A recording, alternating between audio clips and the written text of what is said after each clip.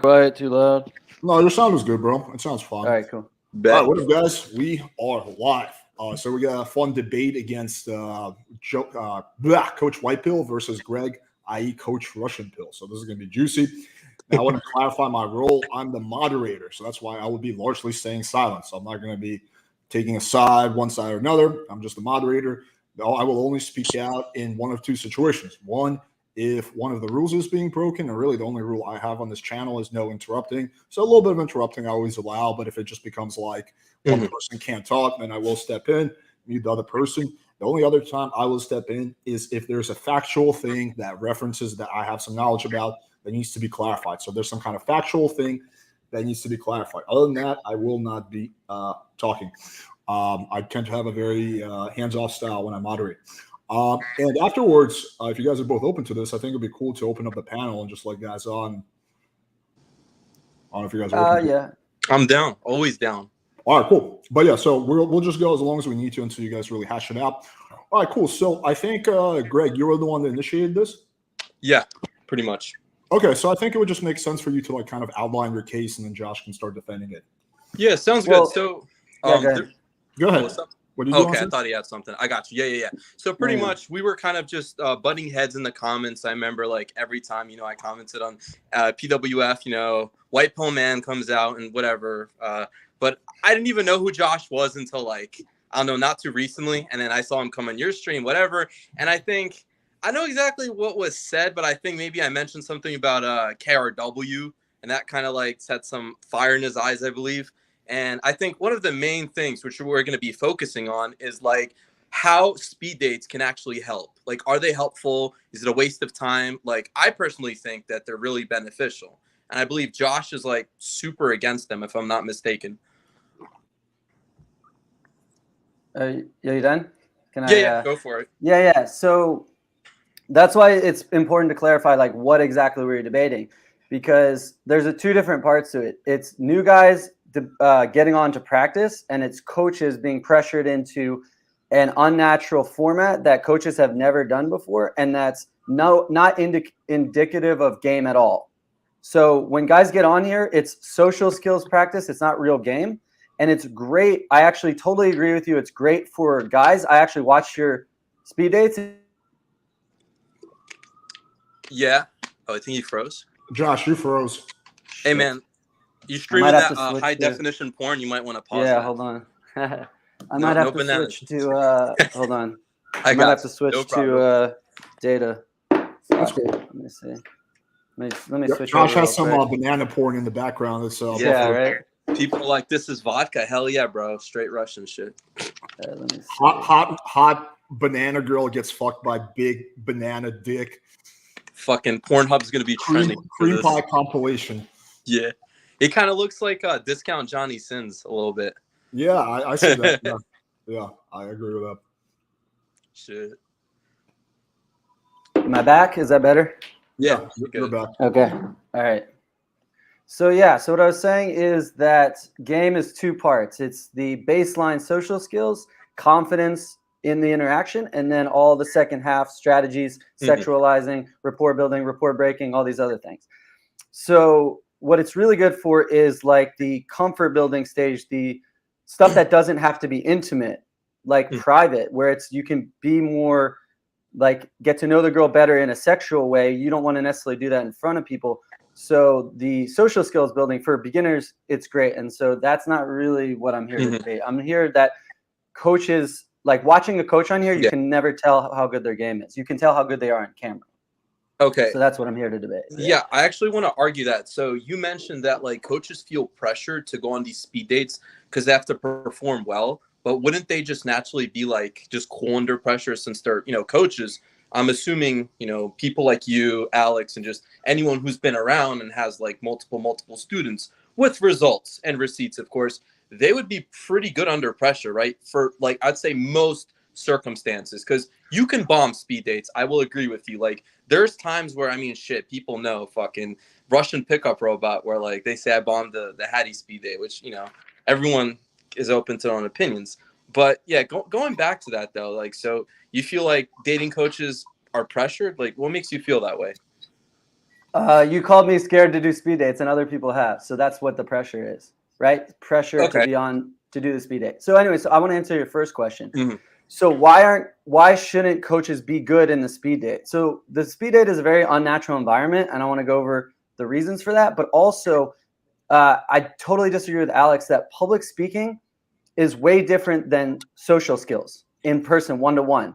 I know people, actually my own dad is very good one-to-one. I'm very good one-to-one, and he's terrified of public speaking. He's horrible on camera. You watch him on camera, you think he was the most awkward man in the universe.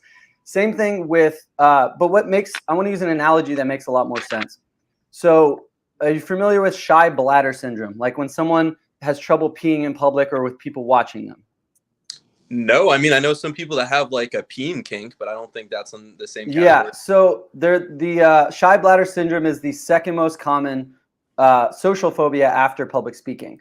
Okay. And no one has trouble peeing them, like not no one, but everyone can go to the bathroom and pee just fine. They have the skill, every person on earth. Yeah. So, but then why do people get nervous and are unable to pee when they go to a public restroom? This is a very common thing. There's also like baseball games I used to have a trough with like 20 guys peeing. It was disgusting. But I know people who can never use that because not just because it was gross, but because they were anxious about standing next to a dude peeing. Some guys can't even use urinals because the guy's standing next to them. Does that mean that they are unable to pee? Like they're bad at peeing? No, they're going to be nervous and shaking. They can't even do it with someone standing next to them. So I've never been on a date with 200 people watching. Right? Okay. I don't think Alex has ever been on a real date with 200 people watching. I mean, you never know. Speak for yourself, Josh. I mean, sex tapes are sex tapes, right? That's not really a date. No. Yeah. Well, that's different, but it's already pre-recorded. But my point is, there's many reasons speed dates are unrealistic. And so it's like asking like a NBA basketball player to play football and then laughing at them when they're bad at football. It's just a different game. It's still skill involved. He's still an athlete, right? But he hasn't practiced that game. And so in order to get good at this, I could get really good really quickly at speed dates, but I would need 50 before I looked any good because I have zero practice with it. I haven't practiced that format, right? And I don't want to go on one speed date and then that's now reacted to as like cringe, made fun of, like Charisma King. People call him Clown King, and I like the guy. I think he did poorly on the speed date, but the dude was super nervous. The dude had never done a speed date before, and that was not indicative of his real game, right? And so guys are critiquing coach's game based on one small sample size in an environment that they're not used to, right? And I want you to respond to that because I kind of went on a long I got some good stuff for you there. Yeah, go ahead, go for it. So do you think that kind of stems from a sort of insecurity or like anxiety? Because you mentioned the shy bladder syndrome. So people, like, I guess metaphorically speaking, worried about peeing in front of many other people. Does that stem from some sort of anxiety, like in their heads?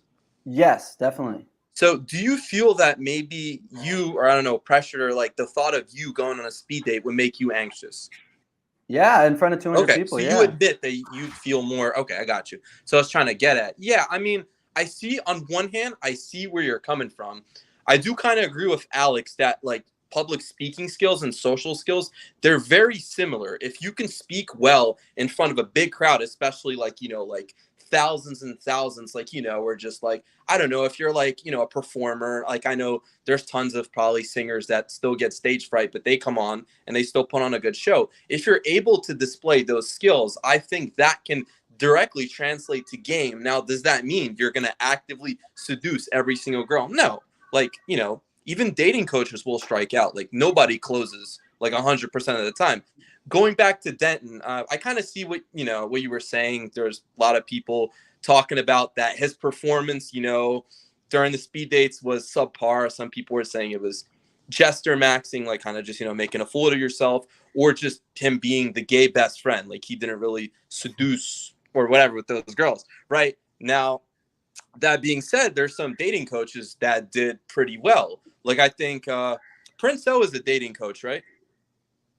Okay, so Prince O, I mean, Alex, obviously, I'm going to sound biased because I'm a PWF fan. I'm saying Alex did well. And I believe we'll just throw in Allende because he got some good repertoire. You know, Josh, I'm sure you're familiar with Allende.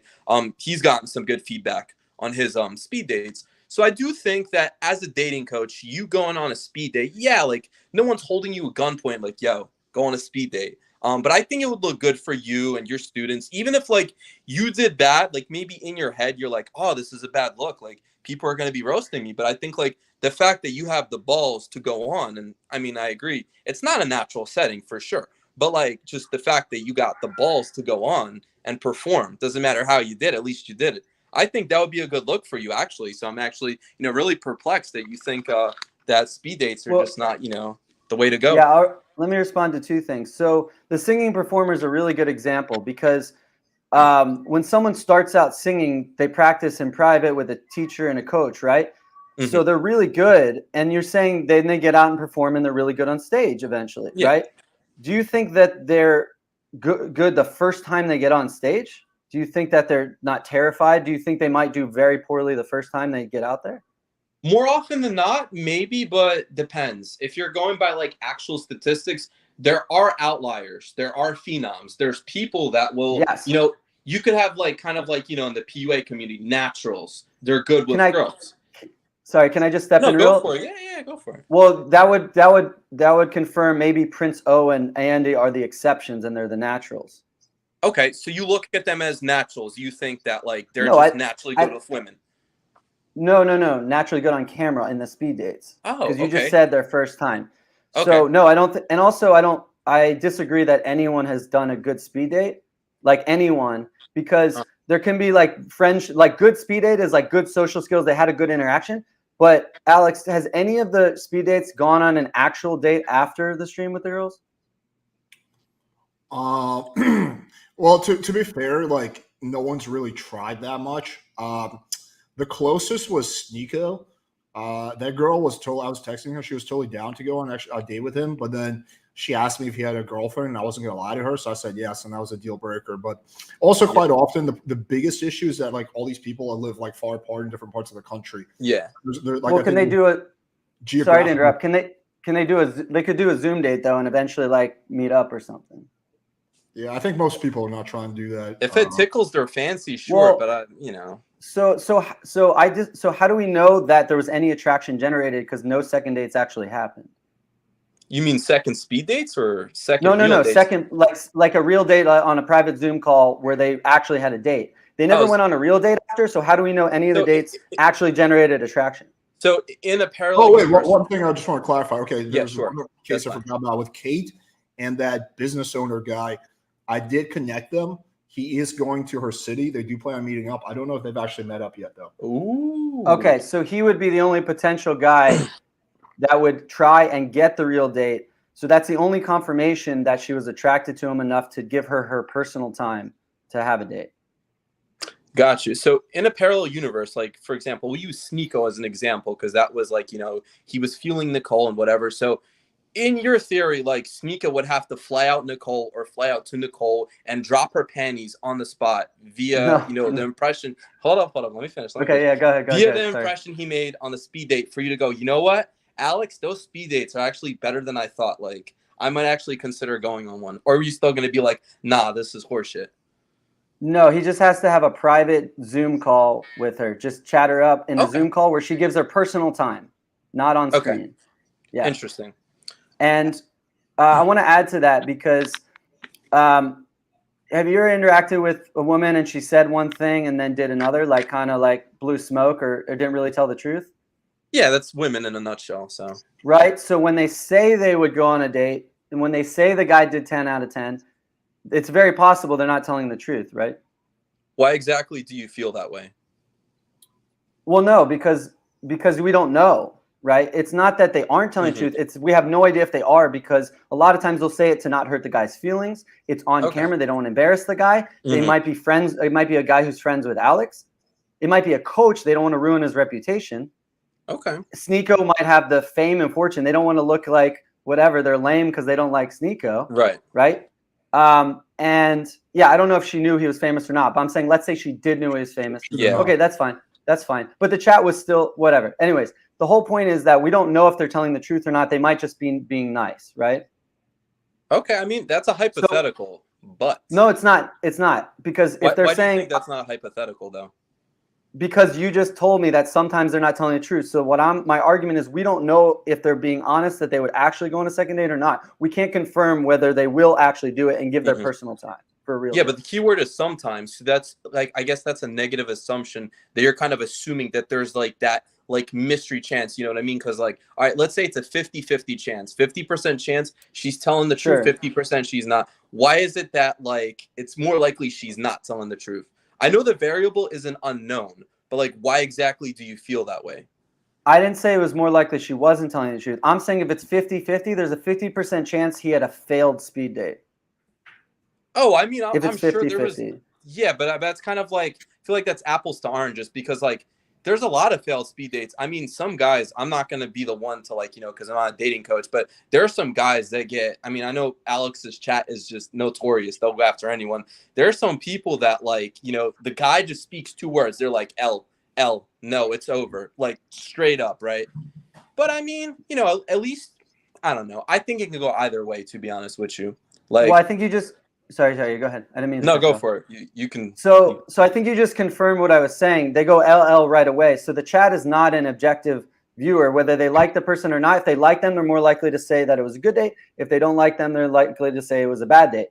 Now, the other thing is that it's not that I'm saying it went bad. I'm saying there's no way to say that it went good.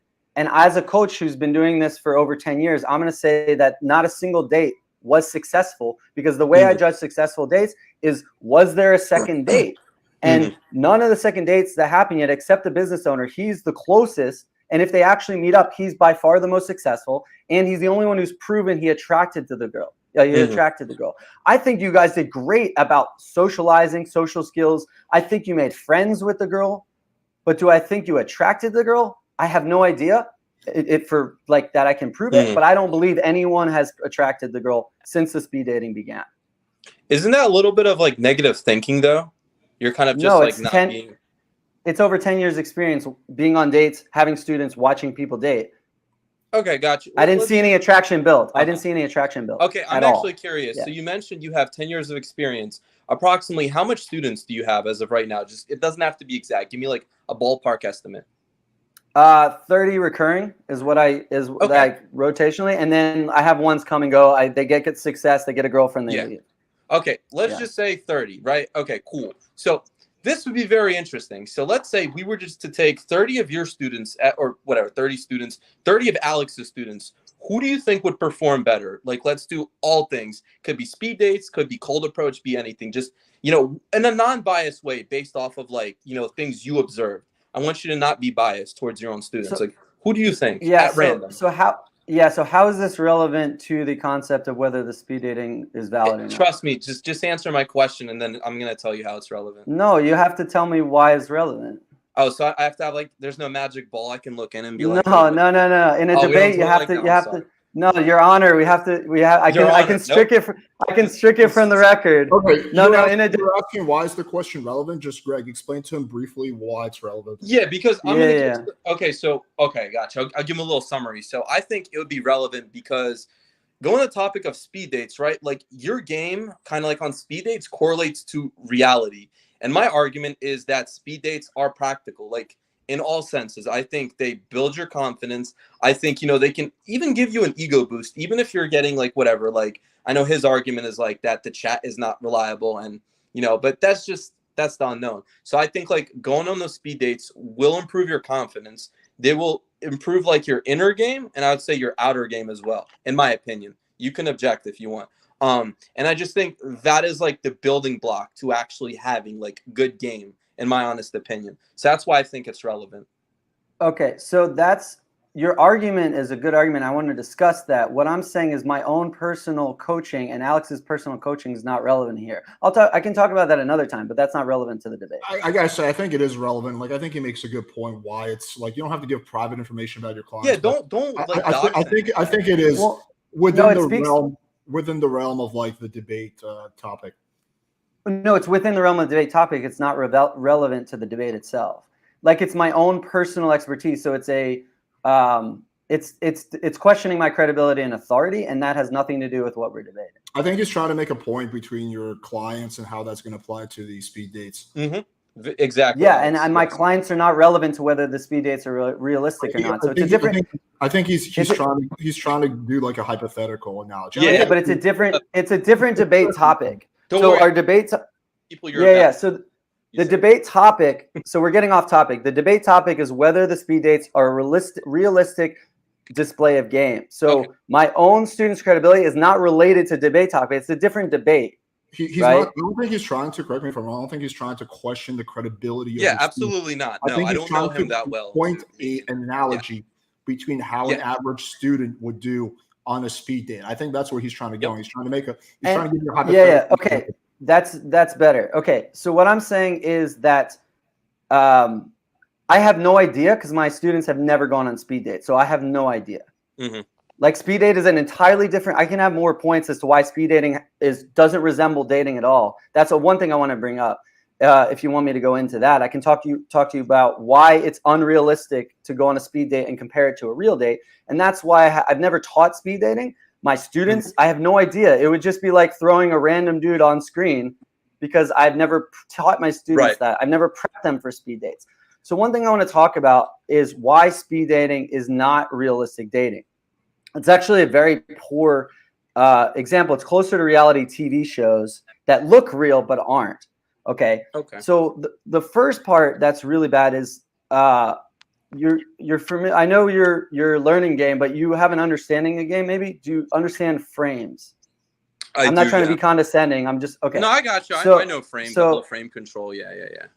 Not just frame control, but frames. Like frame would be like professor student or doctor patient, like who's in the authority position. Yeah. Right. Right.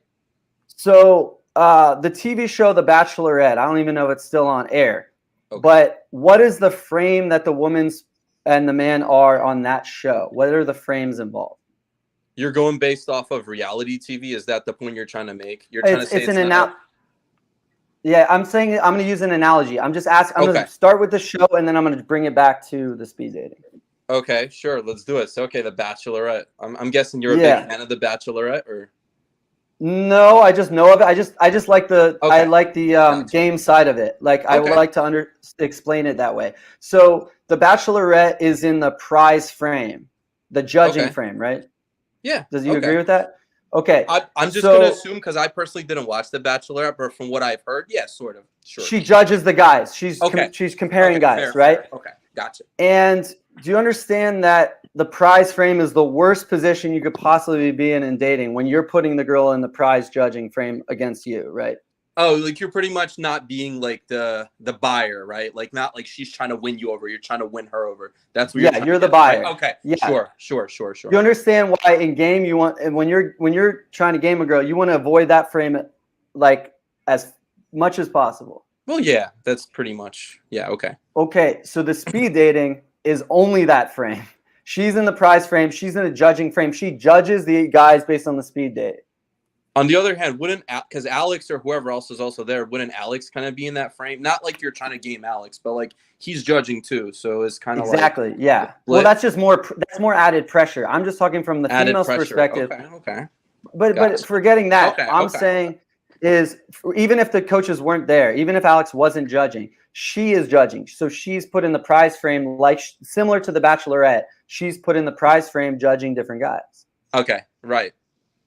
So that's the worst frame to be in. So I've never been on a date where I put the girl in the prize frame, and that's hard to recover from a game standpoint. So when I go on there, I'm literally have to put her in the prize frame because that's the game. Got you. So wait, you say you've never been in that position. Like, is that something you can honestly contest to in your whole entire experience of game? Because I know you've been around for a while. You've never been in that position.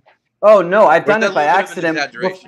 When I was learning game, I did it all the time. I screwed it up. Sure. I had to get good at not putting that. But since I learned games, since I became a coach, I've never gone on a date and put her in the prize frame. Okay, cool. So you've learned from your mistakes. Okay. Yeah. Not too familiar with The Bachelor, but this one was common because I did see Alex break down some keys to the VIP. I'm sure you're familiar. Same thing. kind of like, or I don't know if you've ever heard of Keys to the VIP. Yeah, I watched. Okay, yeah, Keys to so the you VIP. know like how the judges are. So you think that isn't practical for a game, right? Because I mean, I know it's like reality TV show, but just the concept of it, obviously, it's like for shits and gigs, obviously, because I don't know, some of those judges aren't exactly giving good feedback. I feel Wait, like. so that's yeah. So you're the girl trying to compare isn't speed dates to that essentially, right? You're like no, reality TV. no, not that show. I'm the reason why I brought up The Bachelorette was because of the woman is in the prize frame. In Keys to VIP, the woman is not in the prize frame. She doesn't even know what's going on. So it's the woman is the prize. In the woman's the prize in The Bachelorette and the speed dating. The woman is not the prize in Keys to the VIP. Gotcha. So it's not comparable to the two. Okay. And we're never pretty much gonna see you on a speed date, like ever. You're pretty much saying. Probably never. Yeah, probably never. I can go into what John. You already know. I can go into. I'm happy to go into why you'll never see me on a speed date in a bit, but I want to finish a few points, and then if you want to write yourself a note, I'm happy to answer why I'll never go on a speed date. Oh, damn, I hate writing, but okay, man. No promises. You don't have to write mental notes. Maybe you got that Russian.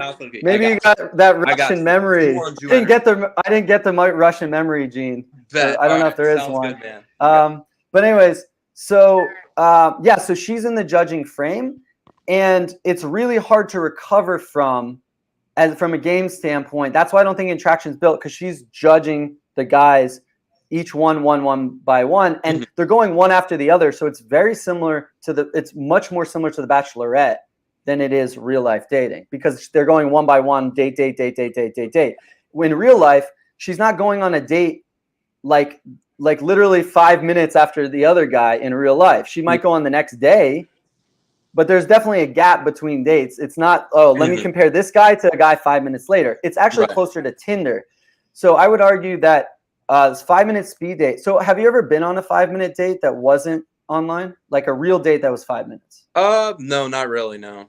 Okay. So it's not realistic, because the 5 minutes could be warm up. So maybe I just like talk boring, like chill stuff in the first 5 minutes, and I don't get to the good stuff until 30 minutes, 45 minutes, an hour into the date. That's not realistic to put on stream. Alex would not want to watch like one guy talk for 45 minutes to a girl. No one else would. It's not entertaining. That's why The Bachelorette doesn't just film a normal boring date, because it's not entertainment, right? And so when you have a 5 minute date, you can't do much. And then it compares to the next guy next. You're not touching her. You're not in person. You're not in a real date. You're on a Zoom date. So you're not even in person. I don't do many Zoom dates unless the girl's in another state, another country. Sure. So my dates on Zoom with girls are not nearly as good as my in-person dates when I do them, because I can't physically interact with her. And with a 5 minute speed date, it's much closer to live streaming Tinder, where it's like swiping, and looks are going to win out over game most of the time. Like if a guy can do really good social skills and one has terrible social skills, then social skills being the first half of game, the first part, the beginner's level game, right.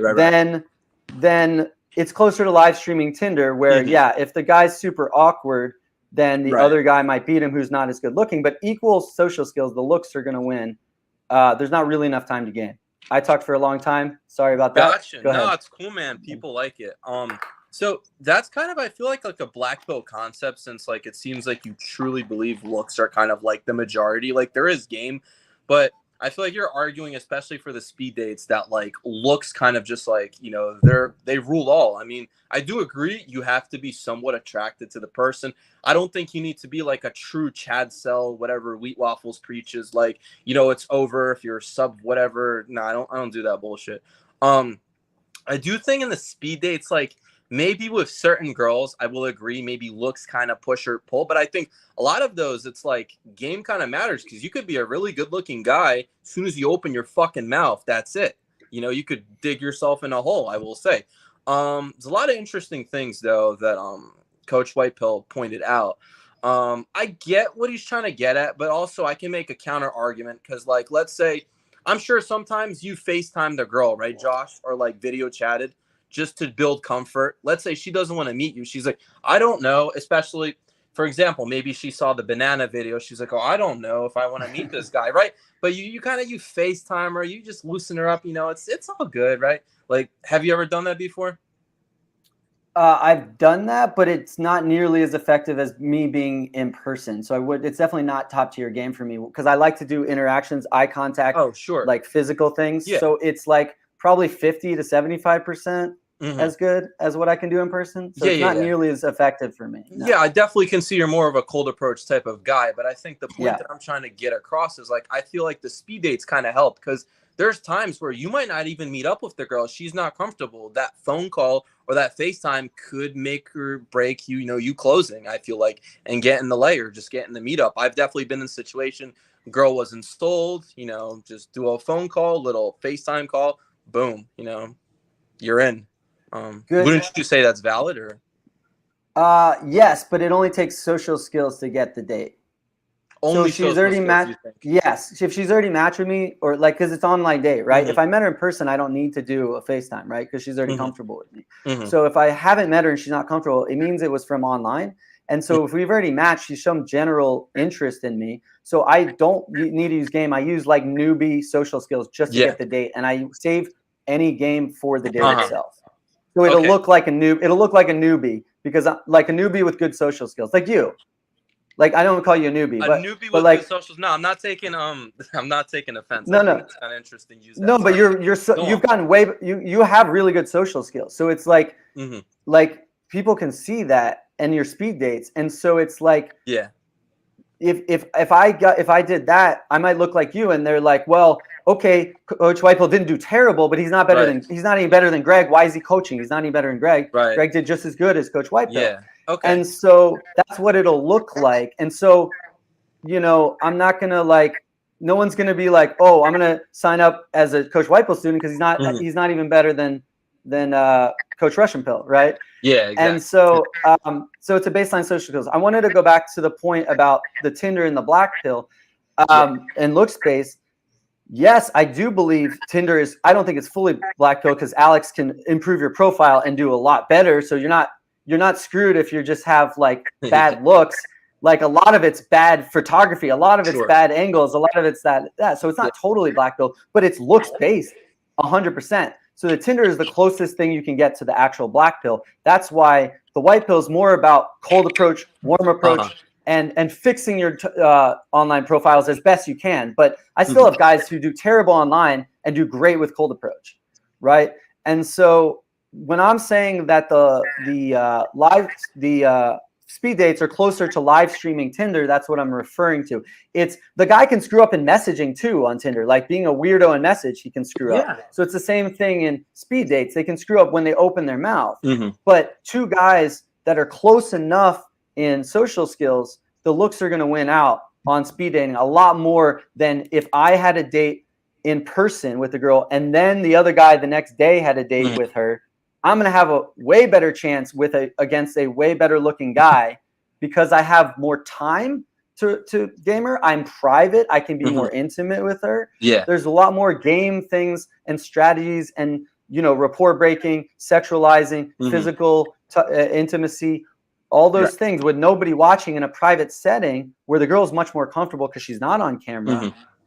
And I can have a chance to win her over the guy she dated before or the next guy who's better looking than me. Whereas on speed dates, I get 5 minutes and she's like swiping and judging and all these other things. A lot of interesting things you said. I'm going to have to debunk this one by one. Okay, so I'm curious. What's your lay count? I'm just curious. Give me a ballpark estimate. So, not judging. I'm just genuinely. No, it's okay. It's not real. It's a different discussion. It's not relevant to the debate. So you're kind of keeping your lay count on the DL, right? No, I answered it on Alex's. Josh just said his lay count publicly. Oh, yeah, I said it on Alex's stream. It's just not relevant here. I want to stick to the debate. I wasn't paying attention, but okay. If you want to plead the fifth, that's fine.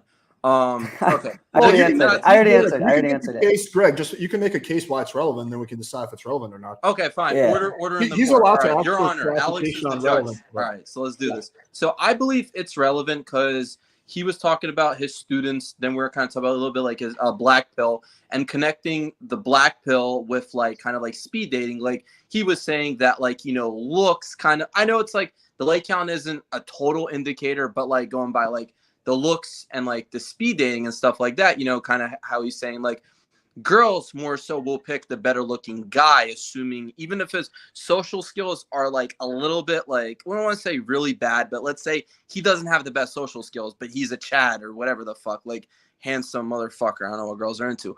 But I feel like your lay count kind of is a little bit of a representation of like your game.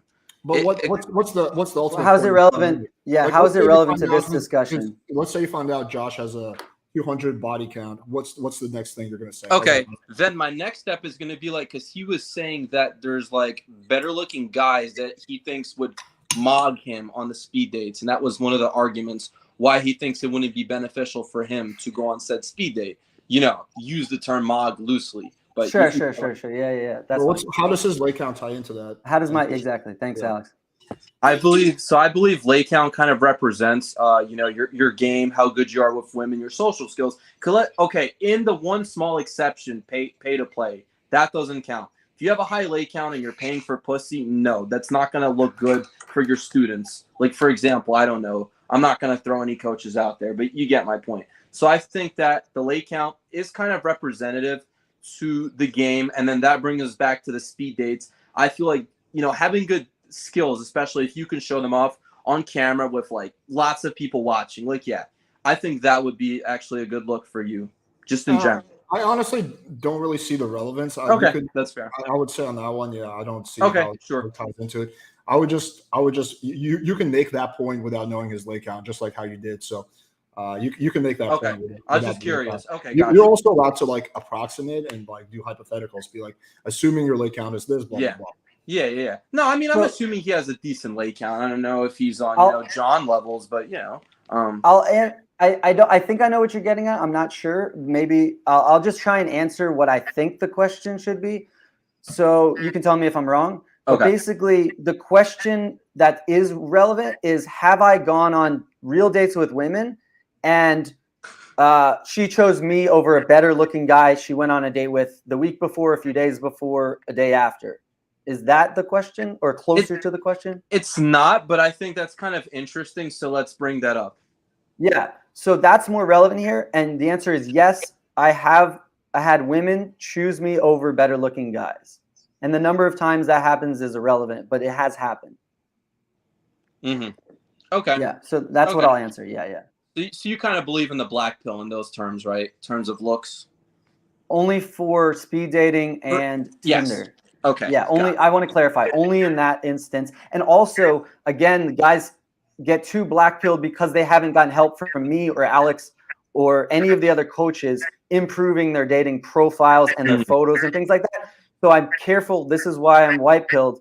I'm careful to black pill any guys about online dating before they've gotten a real expert help with their profile.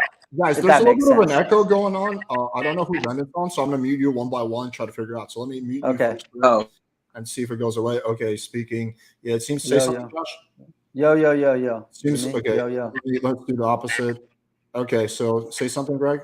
Yo, what up? I think the echo is on your end. Let me try muting Josh. Okay, so yeah, I think the echo is a little bit on your end. Okay. Yeah, it's when you talk. I don't know. Did maybe you reset? Yeah, maybe you could reset his like mic. StreamYard sometimes does this. Let me see. Put on echo cancellation under your settings. Under audio settings. Audio Yeah. Okay. It's on. Hold up. Let me try turning it on and off. All right. Better? Worse? It seems fine for now. Let's just keep going. Okay. Cool.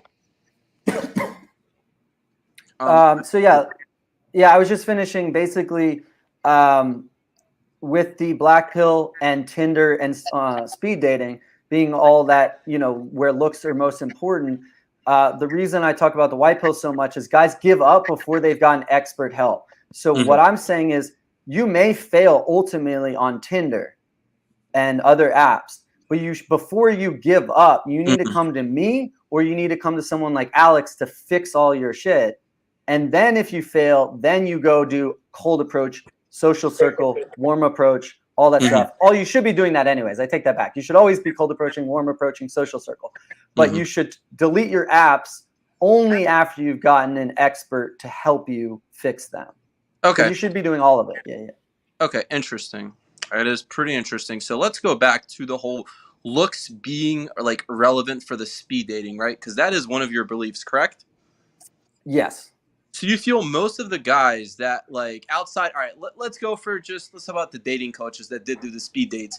Do you believe the ones that done well, like for the most part based off their looks and the girl finding them attractive? Some of them have done well only on their looks. Some of them have done well based on looks and social skills.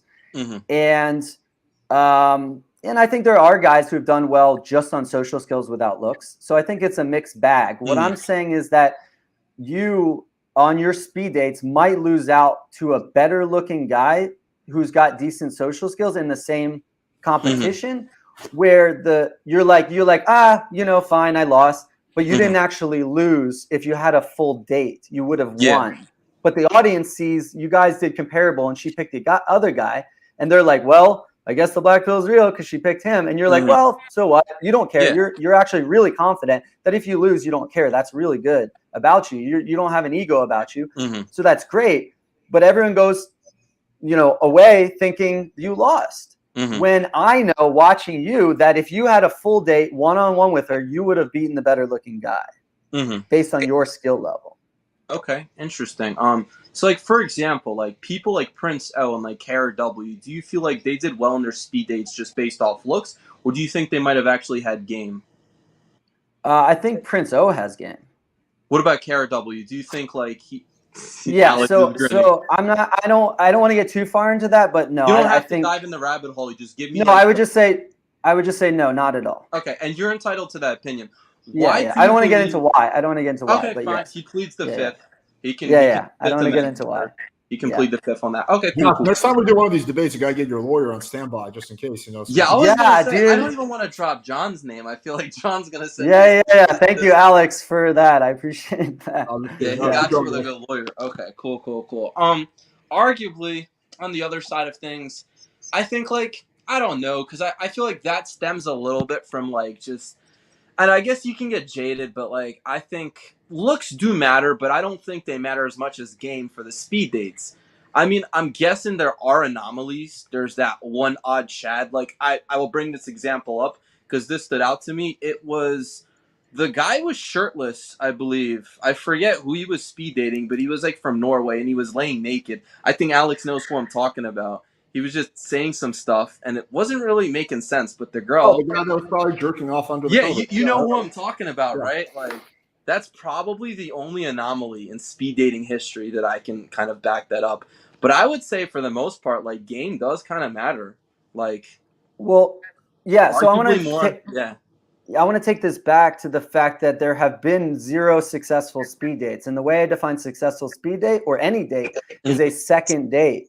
And there have been 0 successful speed dates objectively. Everything else is subjective. So it's just because everyone agrees on something does not mean that thing is true. So you're familiar with the halo effect or the bandwagon effect? Yeah.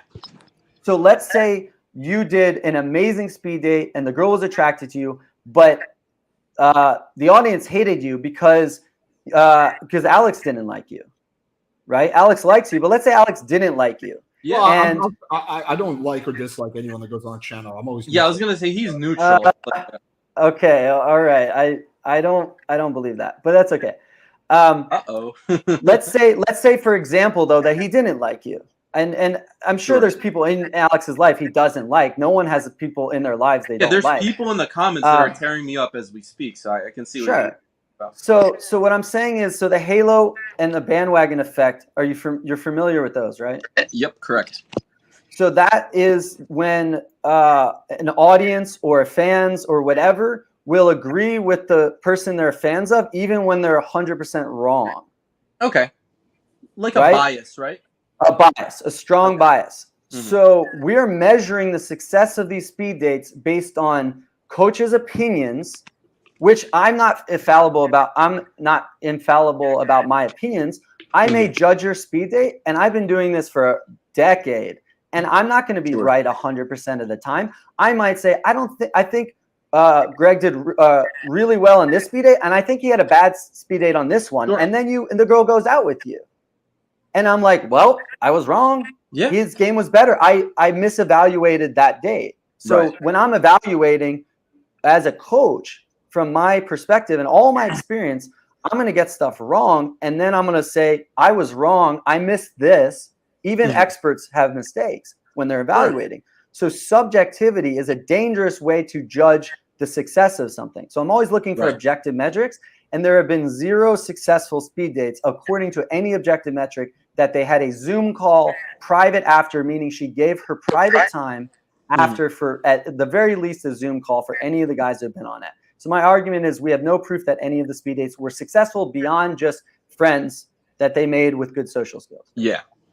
And in addition to that, I feel like you would need receipts because, for example, let's say businessman meets Kate. You're going to be like, nope, that didn't happen. Alex said it happened, but, you're probably going to want to see the receipts, right? I mean, I'm not that type of person that necessarily sees the receipts. If the girl said we went on a date and he said we went on a date, I don't think the girl's going to lie about going on the date. She might lie about her feeling that, like, I think he did great on the speed date. That might be a lie. But she's probably not going to lie on whether she actually did something. Like, she actually went on the date. It's not her opinion.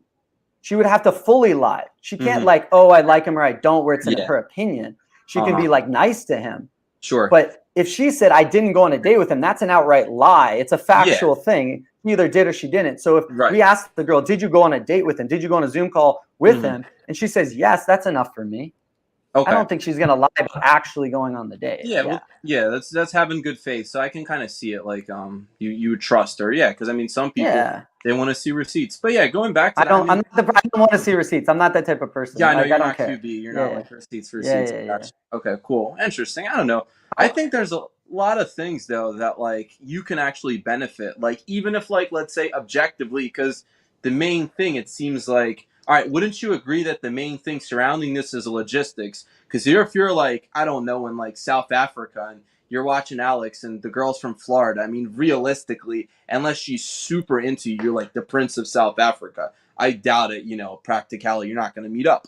But for logistics, I mean, who's to say, maybe someone in Florida goes on a speed date and then they hit it off. They're like, yo, Alex, like, is that girl cool if like me getting her number or something? And she's like, yeah, like I like him. And then boom, maybe they have a happy ending, right? Like in theory, it could happen just because you haven't seen it. We don't know what the future hold, right? Yeah. I'm saying until it happens, we don't know, right? Once it happens, I'll be like, damn, that was a good speed date. Prince O got on a Zoom call private with her. She spent an hour on a real date with him, gave her personal time. She didn't want to waste her time. Yeah. So she gave her personal time for a private speed date months from now with Prince O. And she comes on and says, I had a great private Zoom date with Prince O. We might take a trip together someday. Yeah. Then I'll be like, okay, Prince O had a successful date. So it's going to take that's an objective measure. Okay, so it's going to take Prince O double closing for you to be convinced that speed dates. No. Not double closing, single closing. Well, what I mean, like he closed on the speed date and then he got her number, then he closed in person because like you want them to actually meet up physically. Because no. So not physically. Okay. Yeah, on a Zoom call. Oh, an hour Zoom call. Yeah. Oh, in private. I personally don't think that would be a good measure in itself. Let me just quickly insert one thing. It's just a logical statement because Josh did cover on that.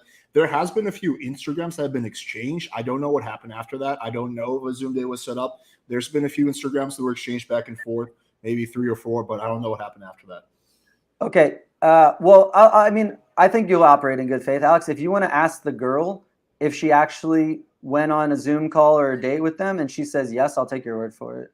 Like right now, you want me to do it? Yeah, or any of the you can do it now or later. It doesn't matter. Yeah. I can text some while you guys talk. Yeah, if she says she went on a date with the guy in private, then that'll I'll text it to you and see if they cool. Continue, Greg. Okay, cool. Yeah, I just think like with some of the arguments, I guess I can kind of see. I mean, no offense again to any of the girls, but some of them seemed like they were just kind of like e-girls, like just from what I've gathered with like tons of followers. Some of them, not all. Some of them were pretty genuine and real. And of course, with those girls, I feel like there could have been something, as long as they're not in a completely different country, because that reduces the odds. Because I feel like most girls aren't going to be like on a Zoom call unless like they see something in you. Maybe they thought you were appealing. I mean, shit. I've even been in like, you know, like relationships or just like had things like when I was like young as fuck, obviously, with girls that like live somewhere, but just because, you know, they have big titties, I'm like, damn, okay, like I see something, but that's just being, you know, a dumb kid. But like, if we're gonna, you know, make this practical, I just think, again, you know, stand strong by my point that I think you do get practical experience from the speed dates. Now, I feel like what you put in is what you get out. You know what I mean? Kind of like in theory. So the practical experience is social skills. It's like making a friend. If you're not able to make a friend with a girl, you're gonna have trouble gaming her on top of that, right? If you can't make her comfortable, right? Right. So if you're good at making her comfortable, you're good at making a friend, and then you can add game on top. So guys who are awkward, speed dates are great for beginners. Mm-hmm. They're great for getting comfortable, talking to a girl, making her comfortable, making a friend. And Mm-hmm. then you can add sexuality on top of that in private, Mm-hmm. but it's just going to look like a beginner, and beginners improving Okay. and getting more confident. And you've gotten more confident and better in your social skills. And so that's going to do really well for you on real dates, because that's the first half of the game. You don't have the second half yet, but that's going to get you a lot further along on your real dates, because now you've built a baseline strong social skills. You're good at making her comfortable. You're good at making a friend. And in order to not get friend zoned, then you sexualize later on in the date. That's one thing I disagree with Alex on. You should not be sexualizing on a date within the first 5 minutes. You should be sexualizing in the middle of the date and the later in the date. Okay. Right? Because again, you're getting, if you sexualize too early and she's not comfortable, it's not gonna vibe that well, right? And so I think that not to be like, you don't want to be logical, boring. You don't want to be uninteresting in the beginning of the day. You want to be fun. Right. You want to be engaging, but you don't want to sexualize too early in the date, unless you've sexualized through like online dating messaging beforehand. Yeah. I'm saying from cold approach, and then you have a date and you haven't really texted that much. Right. I don't teach that when you sit down with her within the first 5 minutes, which this is only 5 minutes. I don't teach my guys to sexualize within the first 5 minutes.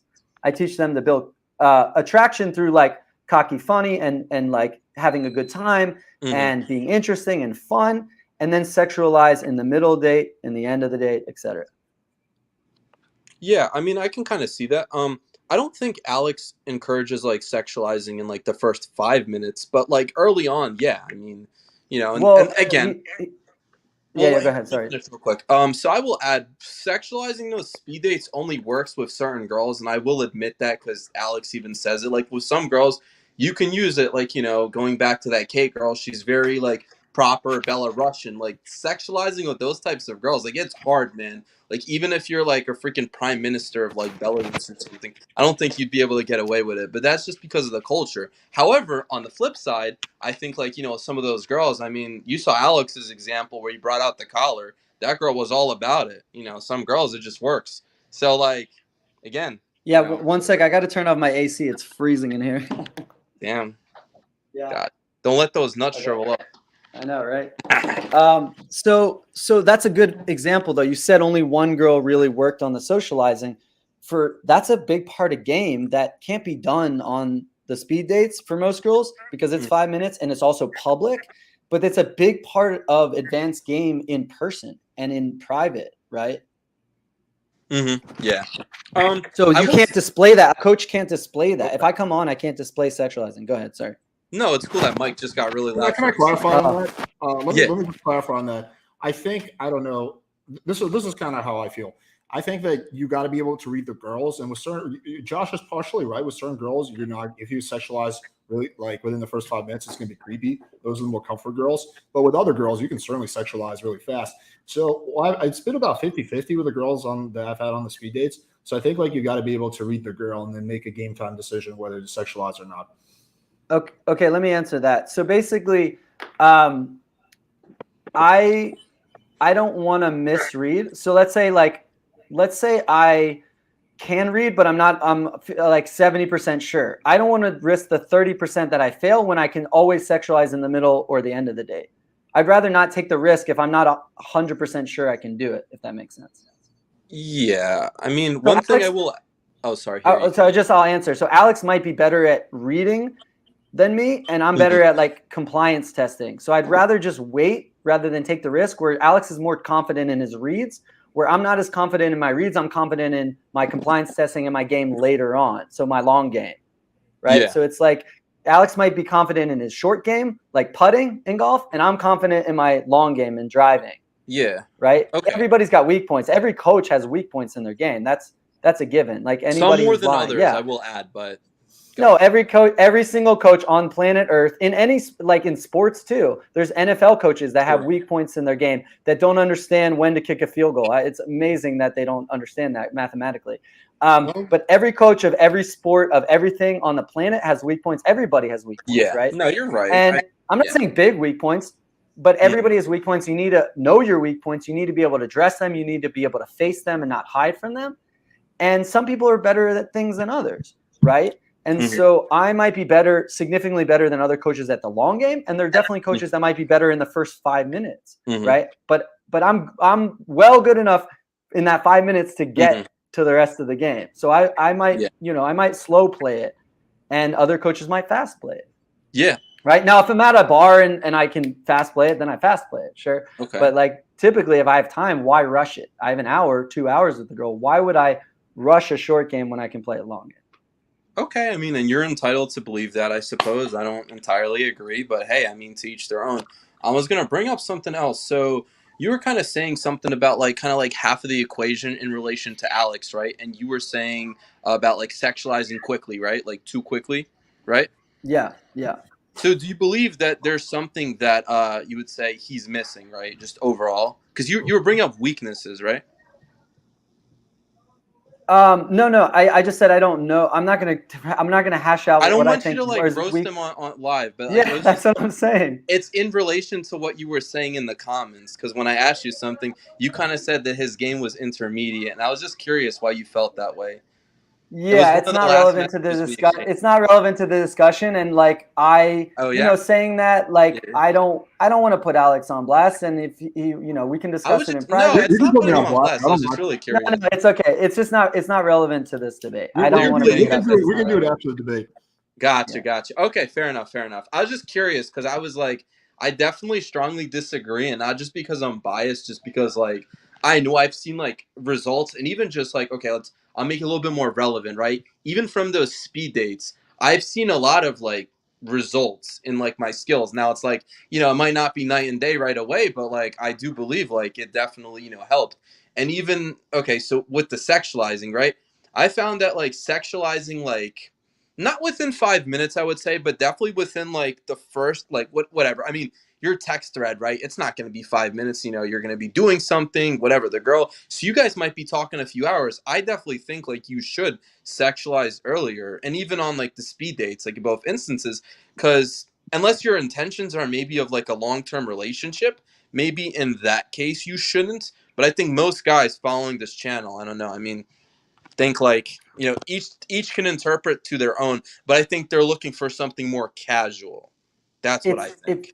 Yeah, so it's not even about casual, because some women that want casual hookups still want to be comfortable with the guy first before hooking up. Yeah, some women, right? Not all. No, but I don't want it to take the risk of losing those just to speed it up with the other one. So let's say even 70% of the women you can do within the first 5 minutes. I don't want to lose 30%, because those 70% I can still get on a longer date. Yeah. I can still get all of them. So I'd rather take my shot at the 100%, because I have a better chance later on than risk losing 30% off the bat just because it looks cooler that I sexualize right away. Right? Yeah.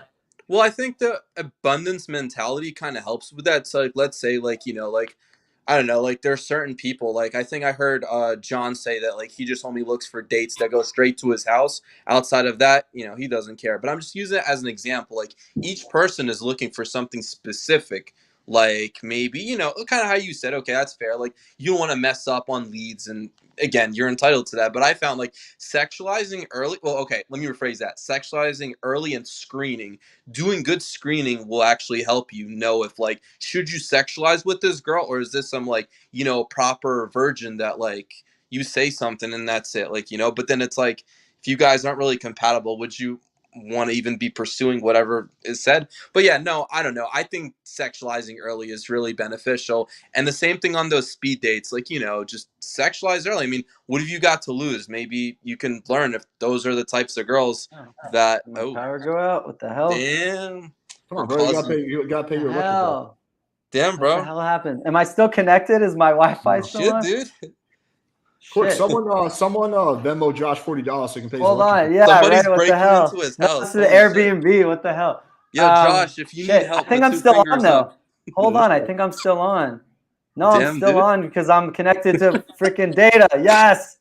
Connected to data. We're still alive. Okay, cool. So we're going to have This to is do great. this in creepy mode. Jesus. Oh, shit. Okay. Yo. So anyways, Damn. I look like Okay, some of let's those get guys it. that get on the speed dates in the dark. Guys, by the way, don't get on speed dates in the dark. Jesus. Practical advice, You're my being guy. creepy. But anyways, so I want to clarify about early because I don't mean wait to second, third dates. I don't mean you can't do it in texting. What I'm saying is like not in the first 5 minutes. That's all I'm saying. Not in like the first text or the second text, right? I'm saying wait 15 minutes, 20 minutes, 30 minutes. I'm saying wait till like the 5th text, the 7th text, the 15th text, right? I'm saying like, I don't mean wait forever. I mean, just don't do it off the bat. Yeah. Okay. Now let me ask you this. What if the girl is like sexually opening you? Oh yeah, if the girl's going for it. Okay. If the girl, did I just get an attack or whatever? Wait, is DDO? that the real? I'm curious. Is that the real John? No, that's not. I was gonna say because I was like, that's. So sorry, I lost my train of thought. What did you say? Oh, we were talking about, let's see, like sexualizing, and then right, if the girl okay, let's say she's not blatantly DTF, but she's kind of hinting towards it. Would you sexualize then, or just because you're unsure, going to be like, you know what, I don't want to risk messing this up? Oh no, that's obvious. If the girl Okay. goes for it, I'm grabbing it. I'm in. Like that's easy. Yeah. Okay. Oh yeah, anytime the girl makes it obvious about anything, yeah, you dive right in. When you're advanced, you recognize a girl making a move. Where a lot of times, most times girls are passive, but if the girl is forward, when you're advanced, you just grab that and close it. Yeah, definitely. I agree with that. Okay, interesting. Very interesting on the difference between sexualizing super early, because I know that's definitely worked out. Like, I mean, I'm sure there's instances where it didn't work out, but I feel like I've been in situations where I sexualized early and it worked out like pretty well for the most part. I don't know, but there's lots of variables. But yeah, It definitely can work. Absolutely can. I'm just saying I'm not willing to take the risk when I can wait 15 minutes and it works way more often. Yeah. I don't know. Like, arguably for me, I kind of like the risk. There's always something to that unknown. You like the thrill. You know what I mean? Because, like, I don't know. You have an abundance mindset. Like, let's say you have a rotation. It's like, what's 1 or 2 Tinder girls if you have a whole rotation? I mean, shit. Maybe. Well, yeah, I want to address that point because the abundance mindset is great. It's really important. But not everybody has an abundance of the best looking girls, the 9s and whatever. Right. So when you have those instances, and you're looking at your list of girls, you really want to take the risk because what if the few that you lose are the ones you're most into and the best looking girls, and then you get these other girls. Yeah. So you're still getting girls and they're still attractive, but why take the risk of losing 30% if 3 of those 10 are the 8s and 9s, the best looking beautiful women? Right. Why risk losing all 3 of those? Yeah. No, I hear you. Yeah, good debates are boring. By the way, sorry, Alex. Good debates are boring. Yeah, no, go ahead. I think this debate is interesting. I actually agree with that. That's true. Good debates are usually. Yeah, he needs some cast. Depends on how you define good. I mean, it seems like you guys are more or less like I don't know if you. I mean, correct me if I'm wrong. We could keep going, but there's a lot we disagree on. I think just the fact that we're sticking to one point, I feel like that's why it kind of looks like we're agreeing on more. But like, if we could expand on a lot of things, I'm sure this would go in like a different direction. Well, I say we open up the panel and get some more opinions. But get some input. Because if the panel gets open, I want to make sure you guys have like your closing thoughts. So if you guys want to like make a closing thought, yeah. By the way, Alex, like when you bring on the panel, if they try and ask me random questions, I'm not going to answer them. I want to stick to the topic, but I'm happy to like get their opinions and they can debate me on this topic. Just so you know. Okay. I mean, you can answer or not answer whatever you want. You Yeah, have yeah, that it's right, fine. man. Sure. Yeah. Okay, so I do my closing and you do your closing, or how do you want to adjust? Any order. Go for it, Greg. Go for it. Okay, Go. I'll do my closing thoughts. Yeah, So go I for think it. this was definitely a very interesting debate. I feel like, I'm still gonna stand on that like high horse where I believe sexualizing. I mean, hey, listen, right? Like I own that shit. But sexualizing early is beneficial. Same thing with speed dates. I think they're practical. They translate to good game, not just social skills. And I believe truly that the more people go on speed dates, they definitely get better. I mean, that's not to say like, it's like a direct correlation, but also, okay, going with like the leads and sexualizing early, potentially losing the hot girls or whatever. I feel like even for the guys that don't have the abundance mentality, because I believe what Josh was saying was not a lot of guys have attractive women. They might have girls, but again, he's talking about, I guess, like the 6s and up, or no, he was saying 9s. I would say arguably 7s and up, but that's subjective. One man's 7 could be another man's 3. I don't know, fucking. But yes, I believe like hotter girls are like objectively like more difficult to game. So I just feel like you're already in that like competition. Well, I feel like it should give you more of a reason to just not give a fuck. Like, enjoy the speed dates, do this, do that, take some knowledge from it, because like it's a competitive market out there. So if you learn good game, I feel like that'll definitely benefit you. You don't always have to be like a straight chat or whatever. But yeah, that's pretty much all I got. All right, Greg, thanks for the debate, man. You came in hot in me comments, but you're much friendlier, nicer in person, man. Hey, man, so I appreciate it. Hey, three Russian Jews on screen. We were talking about it. But yeah, man, like great debate. I appreciate you being respectful. You challenged me really well. Like, yeah, I mean, I think you did a really good job. Yeah. The speed dating is great for beginners. Alex, like you guys, you're doing great work for beginners. So it's really good at advancing social skills, building comfort with women, maybe not on the attraction side, but it's a good baseline for games. So I think every guy that's watching needs to get on the speed date, practice it. It's just bad for coaches.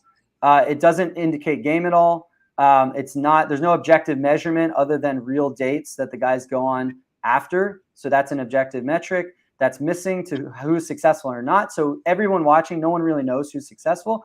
But guys are subjectively improving, right? There's no objectivity that you've improved until you've gotten more dates. If you say you got more dates, then I'll take your word for it. It worked, right? So it's bad for coaches. It's unrealistic. It's closer to the Bachelorette and closer to live streaming Tinder than real dates. And yeah, that's pretty much it. I just think that it's kind of a trap for coaches to try and expose their bad game when it's not, I think, Denton has significantly better game in person is my theory. I've never seen him game, but I can't imagine he's that bad in person. I think he's probably like significantly better. And I haven't seen anyone do well on the speed dates enough for me to think that girl wants to hook up with him once, maybe a second date, but I haven't seen any where I thought the girl wanted to hook up with the guy. And I think we need objective measurements for this stuff rather than just trusting the audience's opinion. Oh, there's the light again. Let there be light. So I think just to conclude, if Alex wants to share later on if the girl went on any of these dates, then we can have confirmation on which guys had successful speed dates, and we wouldn't know about anyone else. Thanks for having me on, Alex, and letting us do this debate. I didn't want to fully expose your game, but it actually doesn't expose your game because I think it's great for the new guys, beginners, to improve their social skills. My game cannot be exposed.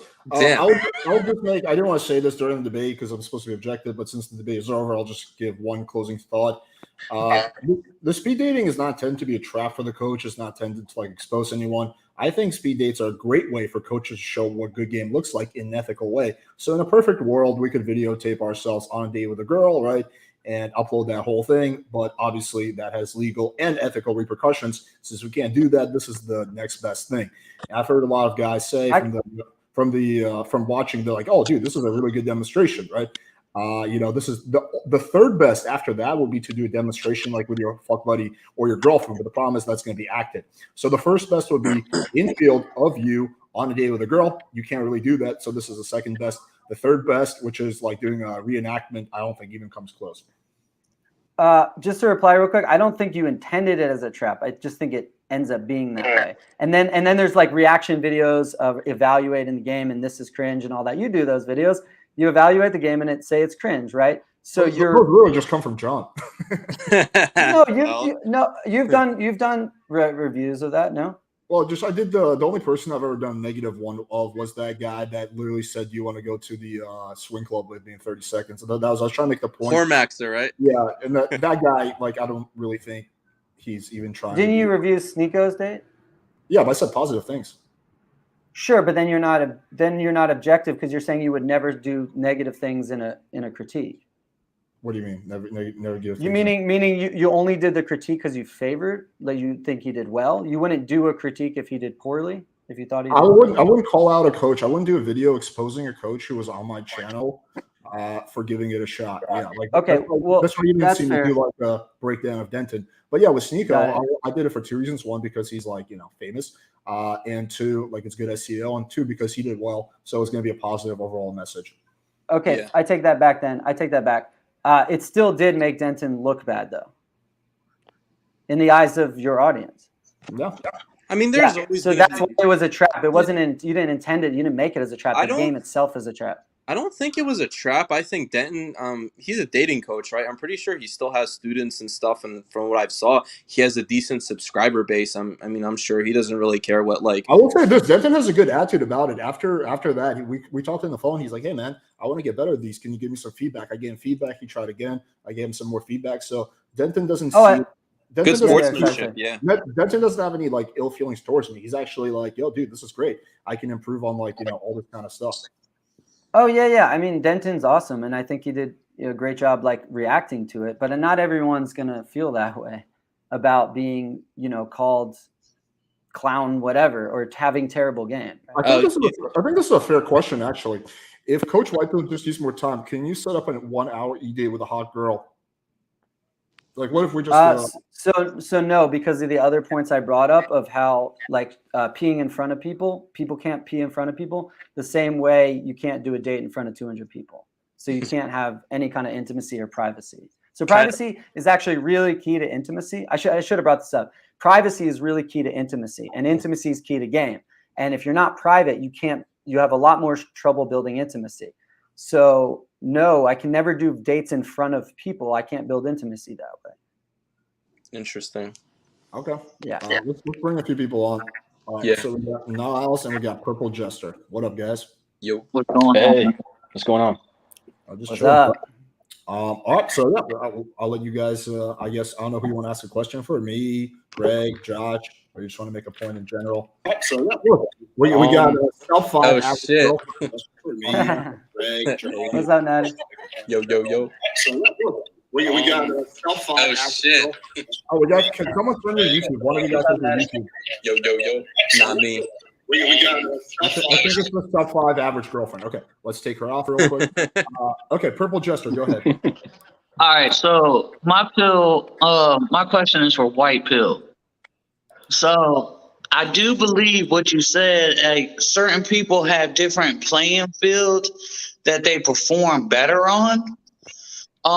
With that being said, though, I personally feel like from a student standpoint, seeing a coach come on there allows us to see and learn from someone who has that experience.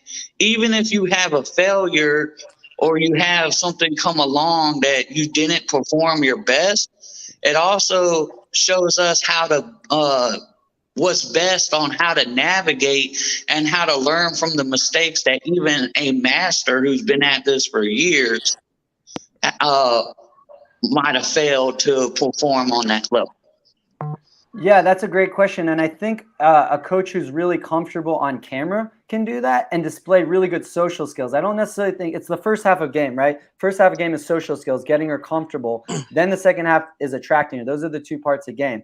And so I think Prince O is a good example of great social skills, get the women very comfortable with him. And that's what guys are learning from. And he's Prince O is comfortable on camera. So if a coach isn't comfortable on camera, just like peeing in public, they're not going to be good at teaching guys on camera. But since Prince O is comfortable on camera and he's great with social skills, you guys can learn a lot from the first half of game, the 2 parts of game. building comfort or friendship with a girl and then attracting her sexually. So I think he, is a good example of building comfort and making friends with the girl.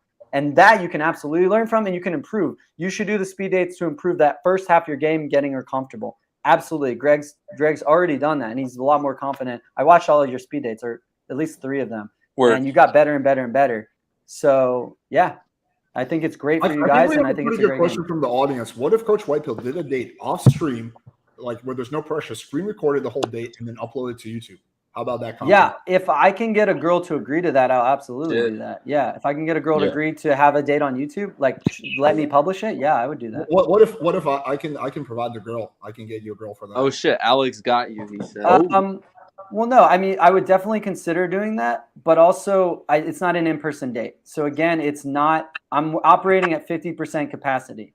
So I would consider it. I'd have to do a lot of thinking about it, but I'm not going to have my full game available to me through a Zoom call. So I'd rather do that with an in-person date because I do a lot more things in person than I would ever be able to do on Zoom. Right, but again, this goes back to we can't. So we live in a perfect world, right? So we can't videotape. I mean, I guess you could if you want to be a real dick, but I'm assuming since you have an ethical problem with Infield, you're not going to be videotaping a girl on a date, right? I personally no. I can. No. But the girl knows we're being taped, right? When you send me the girl, she knows we're being taped, right? Yeah, she would know you're being taped. But what I'm saying is, I could tell the girl. So I could tell the girl that we're taping it and we're gonna show like some great social skills. I can tell her for social skills or like a good date to display to guys how comfortable we can get. Also, I can't sexualize too much because again, I date conservative women and there's a lot of them would not want that on YouTube. So it's going to be more of a friendly date. But there's a lot of things I can show and do in person. And if I got a woman to agree to that, then I could record it and upload it. But again, like I'm not sure I want to operate at 50% capacity with one arm behind my back by doing Zoom call day. Josh, I think you'd be so much better off just putting that out there and showing that, I don't give a fuck, YOLO. And you can like in the introduction clarify all the things you're saying. Like, hey, listen, guys, I want to clarify, blah, blah, blah. This is why it's not as good. I think that's totally fair to make that kind of okay. So there's also one thing I didn't bring up in the debate, and that's the choosing of the girl. So if you were not attracted to the girl or the personality vibe isn't there, the date's going to go poorly. And I'm not going to be able to do anything that I do. If I'm not attracted to the woman, I can't do my game. I got a whole menu you can pick. I'll send you like 10 Well, no, but I also need to meet them. I also need to vibe with them and know that like I'm interested in their personality too. So there's a lot of factors involved. We know you have poor taste in girls. Come on. I know, clearly my sub-5 girlfriend. But there's a lot of factors involved that I didn't get into on stream. So I'm not sure that I'd want to do that, but I will try and find a girl if I'm on a date with her in person that will agree to it. All right. I'll work on that. White pill. Yeah. Go ahead. All right. So with that being said, when we go off of like a code approach, when you're talking about you would need to vibe with her, you need to kind of fill her out. When we're out in the public and we're doing a code approach, you're literally going off of her looks, seeing that, okay, I might have some interest in her. And then that's why you code approach her to see if you have those vibes. So in this atmosphere, if Alex is giving you a list of girls, like photos and stuff to choose from, to let you see if you have that initial attraction there, wouldn't the filling out the vibes and stuff, wouldn't that be pretty much like the code approach, only you're only doing it on a video camera instead of doing it in real life? So that's a good question. When on a cold approach, though, if there's not a vibe, though, I'm just going to move on. I'm going to be like, have a nice day. Like, I'm not going to try and have a date with the girl. If we're really off in personality, I'm not going to try and make that happen. But I'm just going to move on. Yeah. I do have a question because like sometimes when you go on a date, whether it's someone you met in person or you met online, you don't really know how you're going to vibe with that person. So what do you do with, like in that instance, you just pick up and leave? No, I might make a friend. But I'm not going to do something where I can show guys how to attract the woman. Right? I might just be friends. I'm not going to get up and leave. I'm not a dick, but I might just be a friend. Right? I'm not interested. Yeah. I'm not spending time with a fatty. No. That's why you're on a diet. That's why He's I'm like a friendly person, so I might be a fatty, Natty. yeah, I might be like I had a nice time, but I'm not interested, and go. That's it. Like I'm not a dick. I'm not just gonna leave. I have friends all the time. I can make friends with women too. It's not like I can only be friends with guys. But I have had dates where it just wasn't there. So I was like, we're friends. If you want to come, I'm going out with a bunch of friends to party. You're welcome to join us. But I'm not interested in like dating you. Right. Interesting. But like, because you want to build your social. Yeah. Sorry, Natty. Sorry, like even if you're not interested in dating that person and it's not gonna lead to a date, don't you think that at least you try to like, okay, like let me make the best of the situation, even though it's not, because you just said like I'm not gonna be a dick. Then like like a middle ground, right? Yeah. And so and show yeah, go ahead. the dating like through the like online dating or through that like that exercise what to do in that instance. You can be like, okay, like it's not gonna lead to a date, but like let me show you what you should do in that instance. You know what I mean? Yeah, but it's a little different when people are trying to judge your game and you're not using it as a coach. They're trying to evaluate what to do, and you're basically like, I turned off my game. I'm not using it. I'm trying to make a friend now. The solution is like, don't use that. Then just go on and then we set up another one until you get one that you like. I mean, you don't have to, if you're doing a pre-recorded, you don't have to upload every single one. You can just wait. Again, Again, I'm not ruling it out, but I'm just saying that even just a Zoom call is like one hand tied behind my back as far as dating goes. I rarely do Zoom calls. I can do them, but you're not going to see real strong game because 99% of my dates are not on Zoom. I use physical interaction a lot in my dates, like a lot. I use a lot of physical touch. I use a lot of body language. I use a lot of physical nature to my dates. So all the physicality is gone. So I'm like operating at 50% with one arm tied behind my back. Guys will see it and they'll be like, okay, it wasn't terrible, but it wasn't fantastic. And I'm like, well, I didn't get to use half my game. Eye contact and you're worried breaking what touch people are barrier. going to think. Like, I get all that. Well, I have to hold on. I have to worry about what people think. I want them to know that I'm one of the best coaches available for them to pay and sign up so I can teach them. So of course I have to care what the viewer thinks. I don't care what the coaches think about me. I don't care what the women on here think about me. I care what the guys who want to pay for coaching think about me, because they need to think I'm the best coach and I have the best game in order to pay me to sign up as a student. Right. I think they're going to respect you more if they see it, like if they see that you're trying at least. Like that's I don't want their respect though. I don't need their respect. I want them to sign up as students. That's why I'm on YouTube. Well, in order for them to sign up as students, they have to respect you. They're not going to sign up as students if they don't respect you. But if they just respect me, if they just respect me, that's not enough for them want to get coaching from me. To get coaching from me, they want to see my student testimonials, which I have tons of and I'm getting more, and they want to see my top tier game, but they can't. So I don't want them seeing half my game. I'd rather, them knowing that I can do this, seeing my receipts, seeing what I bring to the table, listening to my coaching, listening to when I explain frames and frame control, when I teach texting, when I teach all these things, they can hear my knowledge coming out. And some of them might think it's theory-based, but then other ones are going to be like, well, that's probably not theory-based. That sounds legit. I've used that. That works. And they'll be like, this guy knows what he's talking about through experience. He's not just keyboard jockeying. Coach Whitehill knows from experience because I've done it. He's done it. And I want to get coaching from him because he's an expert and he's had a lot of success. Right. But I don't want them watching 50% of my game and thinking, well, he was all right, but I'd rather hire a different coach who's better on the speed dates or better. I think you're going to be better off with showing the 50% than showing nothing. Like, all right, let me ask the chat. No, I'm not. I'm not. Answer this honestly, guys. If you have a choice between one coach who shows you like nothing, right, and you kind of have to take his word for it, I guess student testimonials, whatever, and the one that shows you his game with his hand tied behind his back, and he's like, hey guys, this is my game with my hand tied behind the back for this reason, but at least it's something. Like, which one would you be most likely to go with? Because to me, it seems like, me personally, if I was looking for coaching, I'd rather go with the guy that shows me something than the guy's not showing me anything. Can I respond to that real quick? Yeah. So one thing I used to work in sales, and one thing you never do is trust when the customer says they would sign up. You can only trust when they pay. No, I mean, you're asking an audience to evaluate whether they would pay, and customers lie all the time. You only know a real customer when they've given you their credit card or PayPal. So I used to work in sales, and when I worked in sales, we had all the guys all the time said, this customer said they're going to buy this and come back, and they've never come back.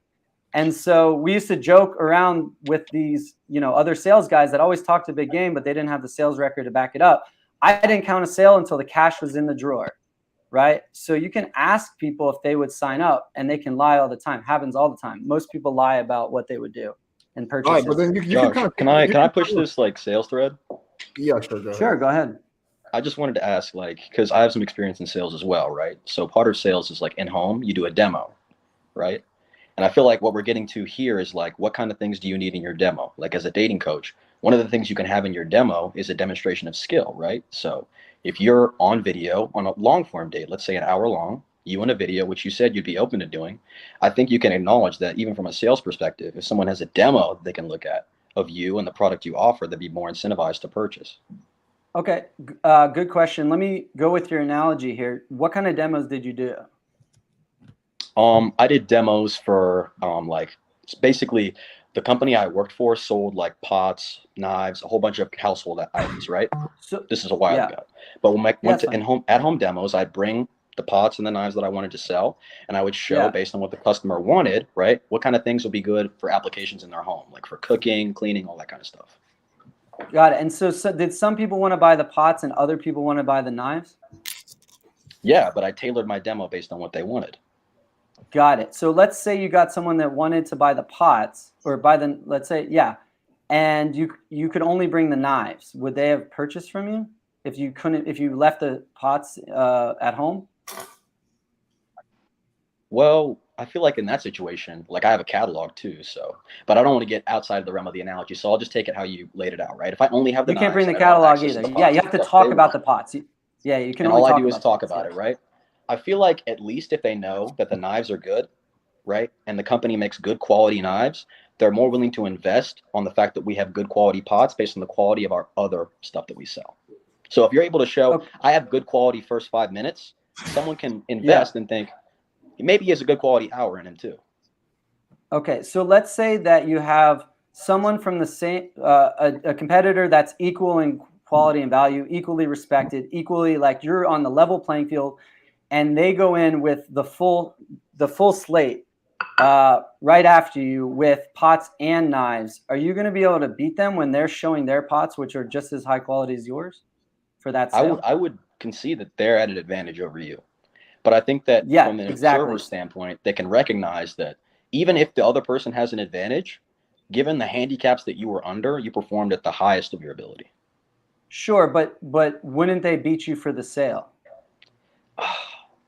But Josh, here's the thing that Niles was trying to say. Yes, you're right. In that example, the person who brings everything is probably going to beat the person who brings half the stuff. But the person who brings half the stuff is going to bring the person that brings nothing. So right now, you're kind of the person that's bringing nothing. And for ethical reasons, you can't be the person that brings everything. But I'm saying going halfway is going to be better than staying at zero, right?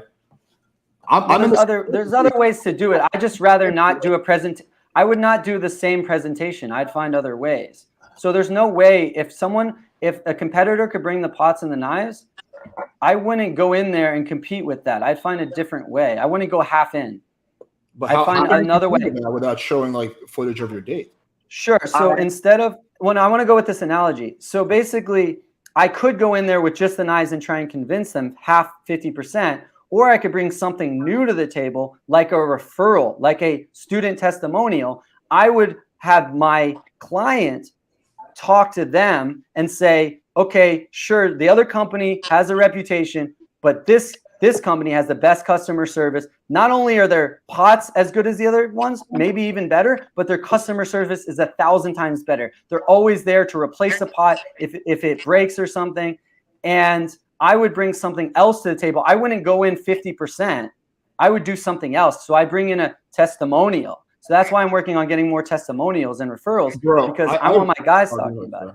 Bro, I wish it worked that way because I have like fucking 100 testimonials. But honestly, what I've noticed, and this is just coach to coach, is that most people just who don't trust you, they think the testimonials are fake. So you can have 1 million testimonials.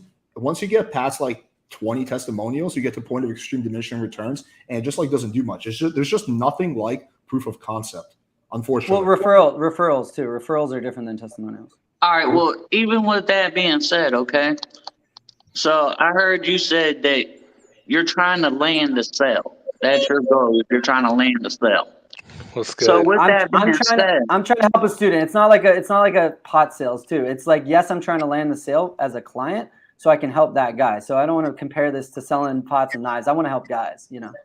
Okay, so with that being said, what if there was a way of you doing this stream and the people that are actually motivated, that want to see this demo, see this display, or if they were to subscribe in for that footage? It's still a half display. Even that way, it's still a half display. It's not my full arsenal, right? No, that's clear, and I agree with you on that. But the point is, again, is that yes, the guy with a full display would be an advantage. You cannot do a full display unless you're willing to break the law. So your choices are being the guy with a half display or guy with a no display.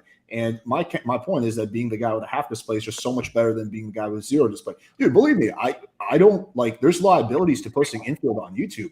Like, if I could live in a world where people would just trust me that I have solid game, I would like not to have the Infield on there because it's a liability. It get my channel taken down. So I don't like the fact that I have to upload Infield, but that's the reality, because without that, people just don't trust you unless they're like hardcore fans of yours, right?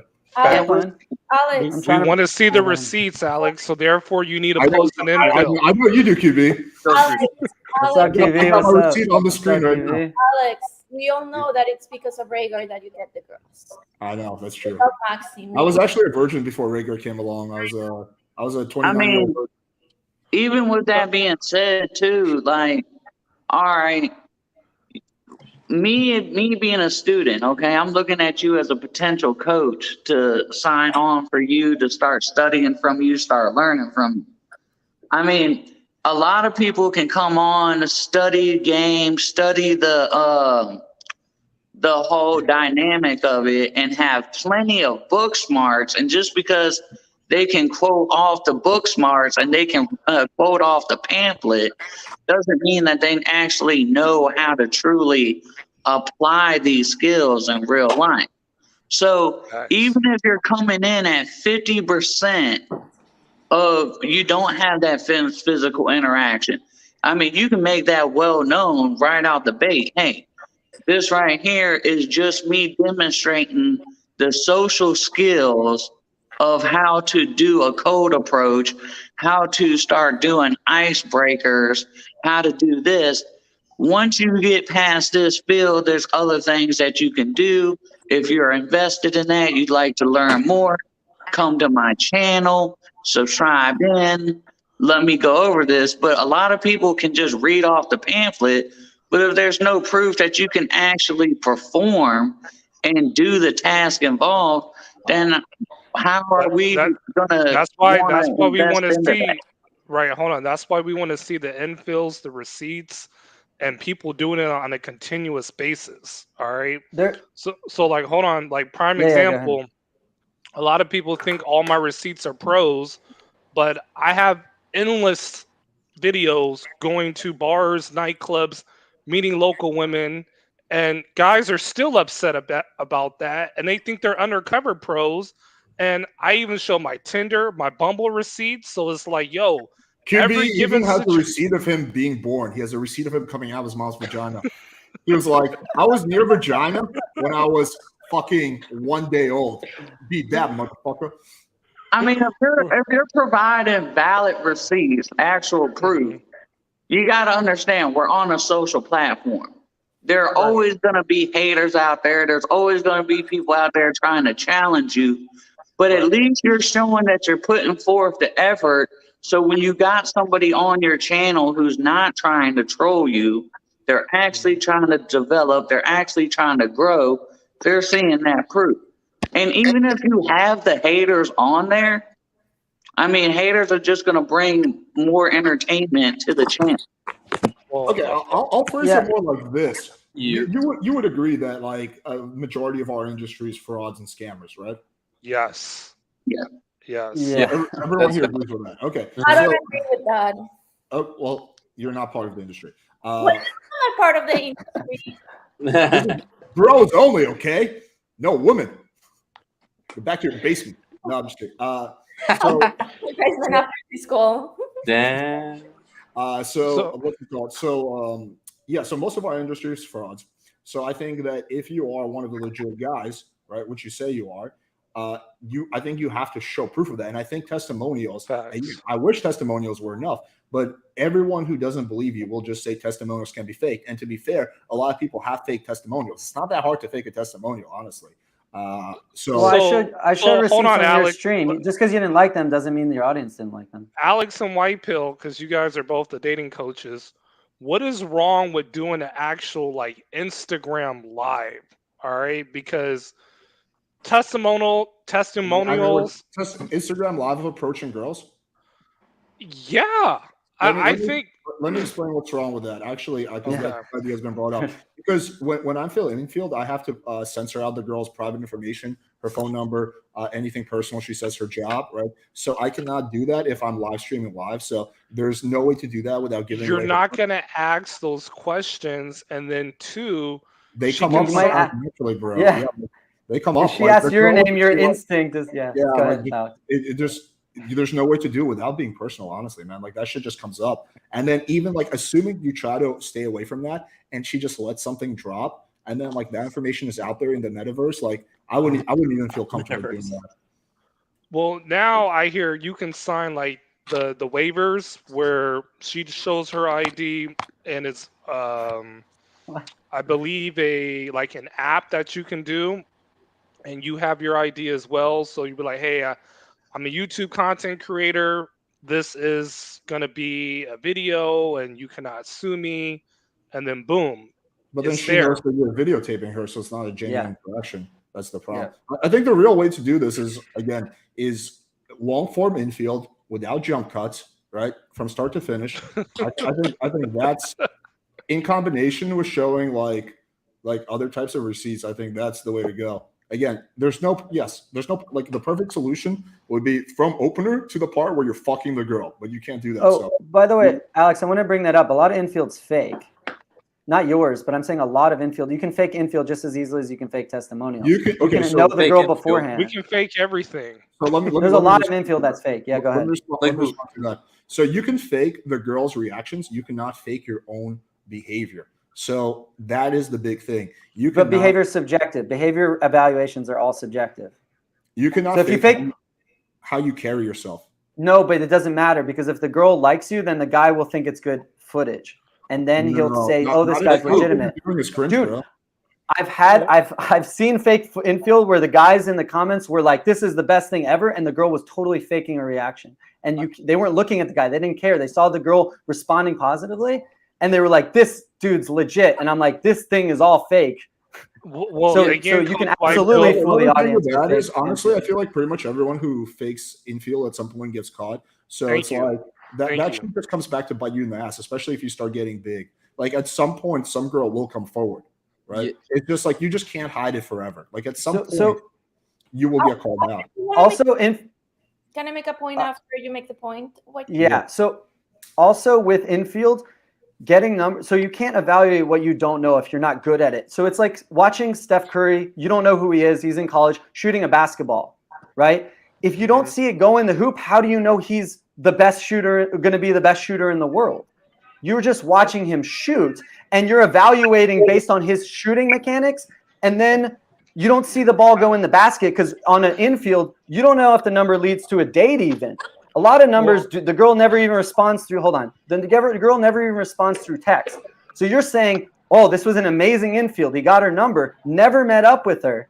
So it's like Steph Curry watching him in college. He's a small dude. He doesn't look like he should be an NBA player. He's only 6'2" or 6'3", and you're not watching the ball go in the basket. So a lot of people could say that dude, Steph Curry, can't shoot, and he goes on to become the best shooter in the history of the world. Because you can't see the basket. And in this case, you can't see the basket because you can't see if the guy's actually met that girl for a real date. Steph Curry was amazing in college. Dude, no. I'm saying, not in the analogy. You can't see the basket. Hold on. I'm not talking about Steph Curry in college. I'm saying this is equivalent to Steph Curry in college, but you can't see the basket. Well, you can only see him shoot. You can't see the basket. Go ahead. Hold on, Coach White Pill.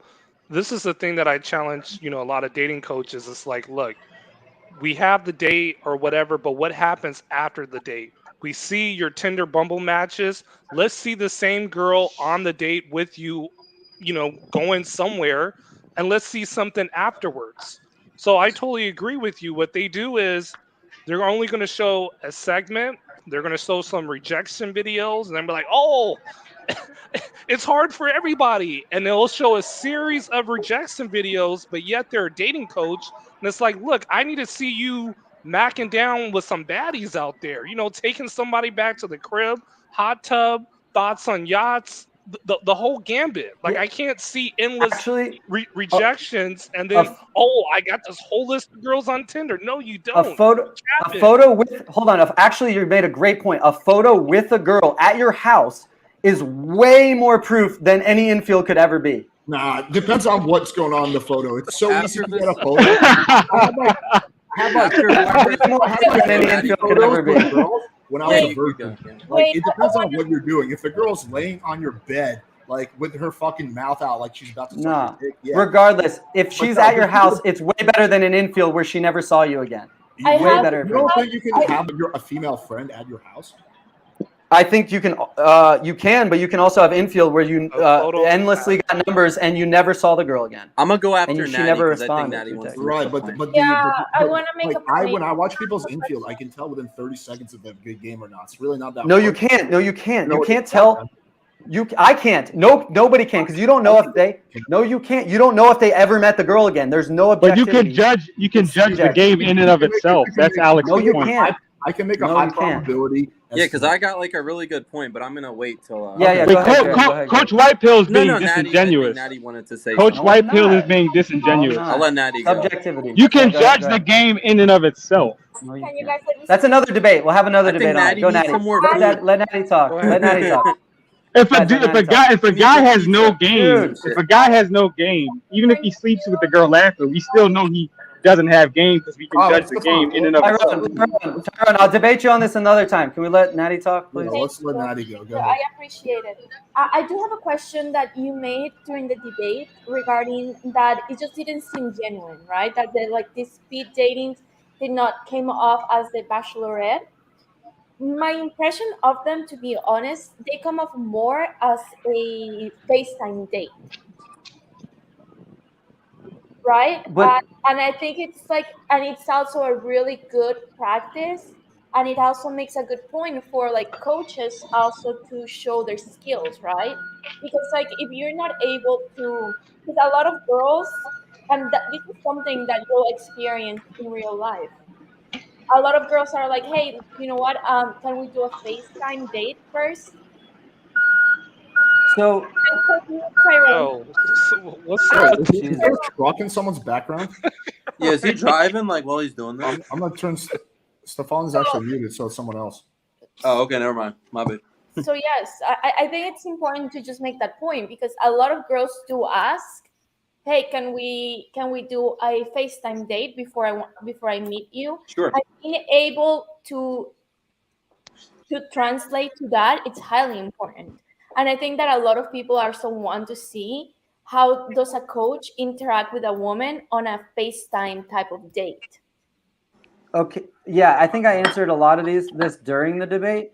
But how many dates have you been on that were live streamed to 200 or more people? But it's a practice day, right? People understand and everyone understands that you are on a day where it's live streamed with 200 people, right? That's something that I remember when in the MPE, when on one of these dates, he was like, "Hey, Alex, I feel kind of nervous on going on a date where it's being live streamed with 200 people, right?" But at the end of the day, and I have no personal anything against you. I actually think you're a pretty cool guy. But at the end of the day, if I'm gonna hire a coach to help me with something, he needs to be able to show that he can handle that type of pressure, right? Because you have a lot of guys who are beginners who are putting themselves out there, who are putting themselves in that situation. And for a coach who is an expertise on the subject, for him to be like, hey, you know what, it's like it's gonna put me on the spot, it kind of takes away your credibility, right? I think I answered why that's not the case, because it's not realistic. I agree with Natty though, I will say. Yeah. It's even though it's not realistic, a lot of the things you guys do while you're like on these dating coach, what is it they call it? The pickup like, artists? The programs. not the infields, but like, you know, like the boot camps. A lot of these scenarios are not 100% realistic. It's to give guys the confidence to go out there, right? So it's beginner. It's for beginners. It's for beginners. That's why I agree. But I agreed with that. I told you guys it's great for beginners. Yes, but like if you go ahead. Sorry, if I'm gonna pay you to like, you're not gonna pay me though. You're gonna pay Alex. Like if I'm gonna pay, well, she's not gonna pay me either. What's she gonna pay me for? For the dating food, coaching. Right? I'll for dating coaching. The food getting to the bakery. Wait, Natty's doing pay for play though. Natty, you're doing pay for play, aren't you? No. Pay for like, food. I wish I wasn't that stupid. I wish I was like more of like that, like that. That malice where I could be like, "Hey, Alex." Right. So, Coach Whitepill, really quick. Go ahead. Idea, because the way I see it is like guys face all these scenarios, right? And one of the big aspects is to be able to talk to girls. Whether you can sexualize it, whether it's in person or not in person, you need to show that you're able to talk to girls. And if someone is gonna pay an expert, quote unquote, an expert, even if like people, I think understand that it's like high stake, it's not realistic, but I think I don't think they did see that. It does bring a lot of credibility. It does. I don't think credibility. I don't think. Can I just respond to that? I don't think a lot of guys think it's unrealistic because they keep saying it's indicative of game, which means they believe it's realistic. If it's unrealistic, it's not indicative of the real life game by definition. So the definition of unrealistic is it's not real. So they can't say it's indicative of their real game if it's unrealistic. It's not black and white, bro. There's overlap. It's not 100%. No, it is black and white, and I think I've proven that in this debate. No, it's not black and white. It's gray. It's gray. It's definitely gray. I'm pretty sure none of my points were refuted. I'm gonna do. Let's just do a poll. I want everyone to answer honestly. Put on your customer hat. You have a choice. You can hire a coach that shows something with his hand behind his back, or a coach that doesn't show anything. Which one would you hire? I think we already answered this one, but that's okay. Do you want me to answer this question that was popped up? The first one is more impressive. The first one is actually more impressive. Yeah, he's more resourceful. I don't think everyone here is lying. Like I think everyone is just like straight up saying no. Like, we would admire that more. We would want to see. There's a bandwagon effect of an audience agreeing with the person whose channel it is. That's the bandwagon effect. Listen, this is coming from a consumer. Also, again, back to the consumer thing. Consumers lie all the time about what they would buy and they never buy it. This is sales 101. Josh, you can poll them on everything. No, that's sales. Did you ever work in sales? I never trusted a customer when they said they were going to buy. Credit card, money. Don't trust the customer. Do never trust the customer when they say. Here's my question, okay? And this comes back to the peeing in public thing, okay? Some people, it makes them nervous. They're uncomfortable with that, right? Well, when you got someone who's coming to your stream, to your channel to learn game, one of the first things that you tell them as a coach is they got to get comfortable. They got to put themselves in uncomfortable situations to be able to develop that skill. So if you're going to ask your consumer to put themselves in an uncomfortable position and to take that leap and take that step, then why wouldn't I want to see my coach do the same thing? Great question. Because if I go on there and I'm bad at it, I'm bad at speed dating and I'm bad at that medium. So if the audience is only judging me about my speed dating, that's fine, but they're judging me on my coaching and my game skills. They're judging me on the wrong thing, because I will be bad at that thing and I will have the courage to do it, but I don't want to go in a medium and be judged on a different thing. I would only want to be judged on my public speaking and my 200 plus people watching date. And why would you be bad at it? Why would you be bad at it? Dude, let me finish. So Denton is a good example. He's great, and he's willing to be called clown, whatever, clown king. Why is he a good example, though? Coach because he was bad at it, and he's probably a lot better in person. And so people are judging his game when they should be judging his public people watching game, not his actual game or his actual coaching, but they're judging the wrong thing. So that's why it's mixing two things together. Denton does the same thing. Hold on, you keep bringing up Denton as if he was like really bad, but like Denton, he maybe bombed one date by speaking a bit too much, but he was pretty good. Like he had a baseline of that, streamer, fuck you confidence. No. You could see it coming out from him. Did he get a second? Did he get a second date? Did he get a second date?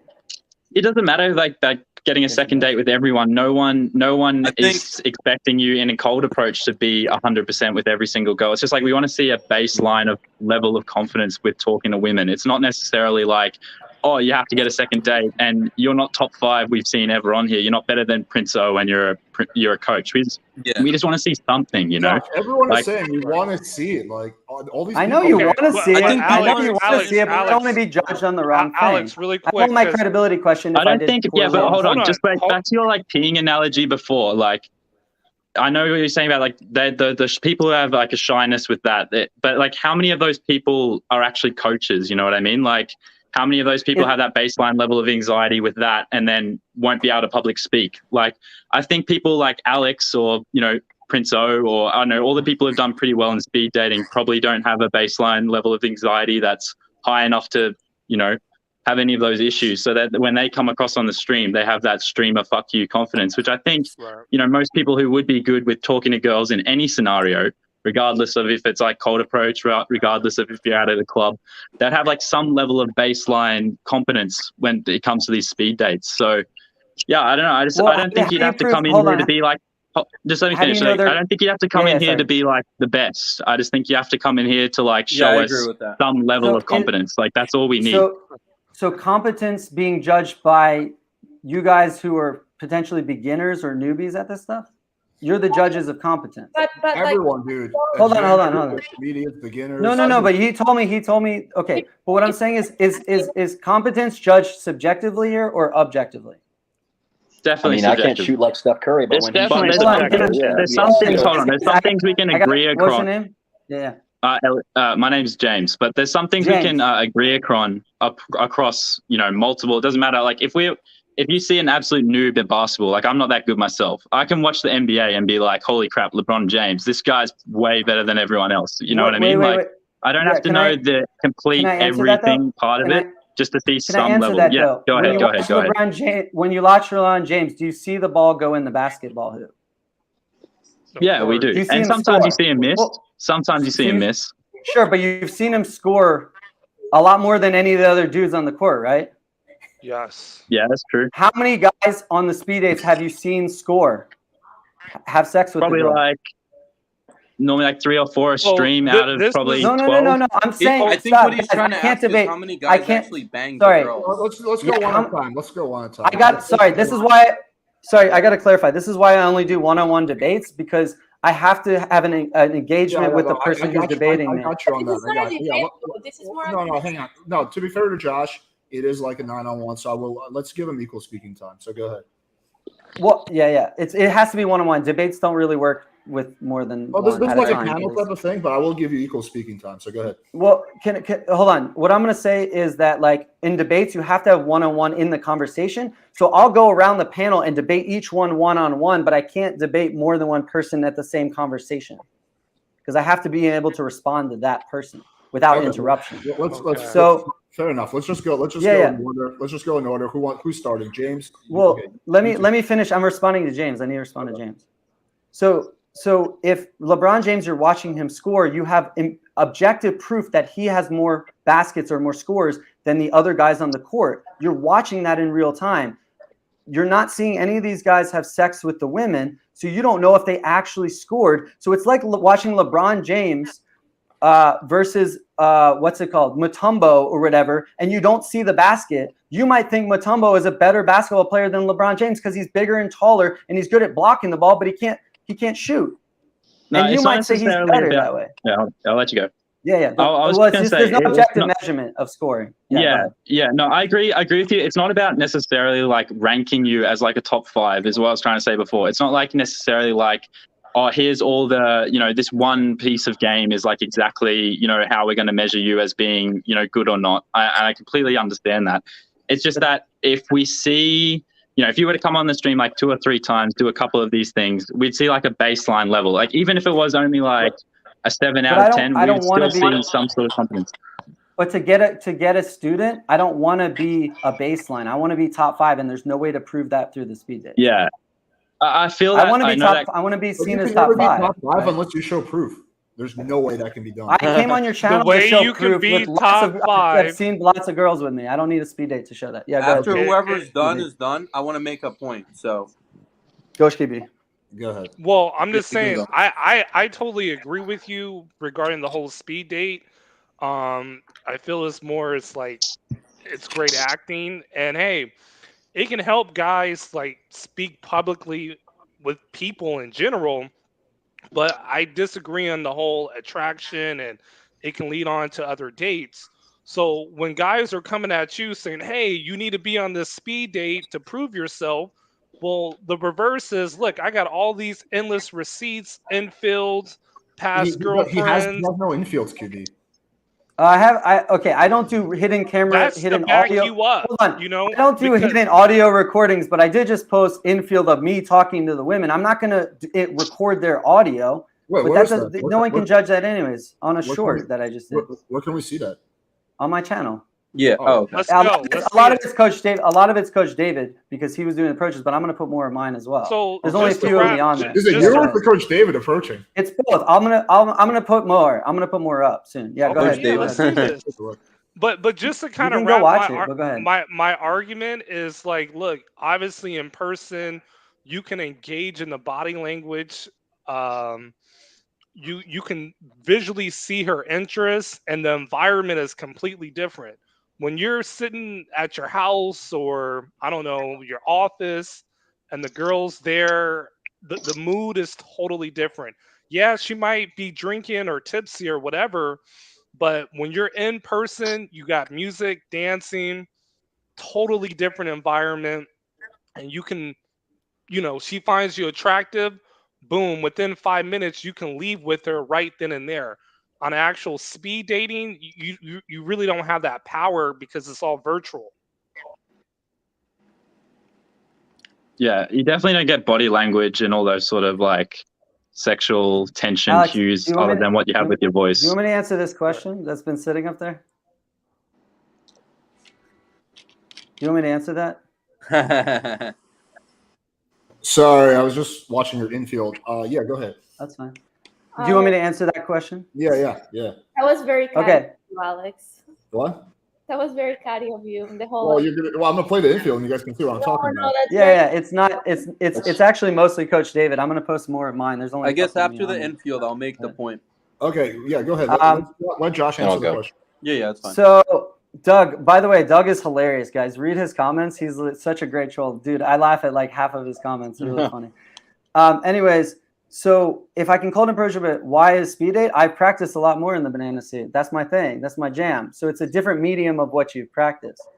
So it's simple as that. Like I like cold approach. That's my thing. So it's just different.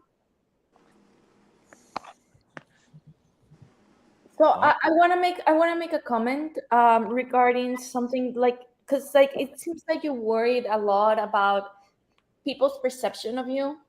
I have to.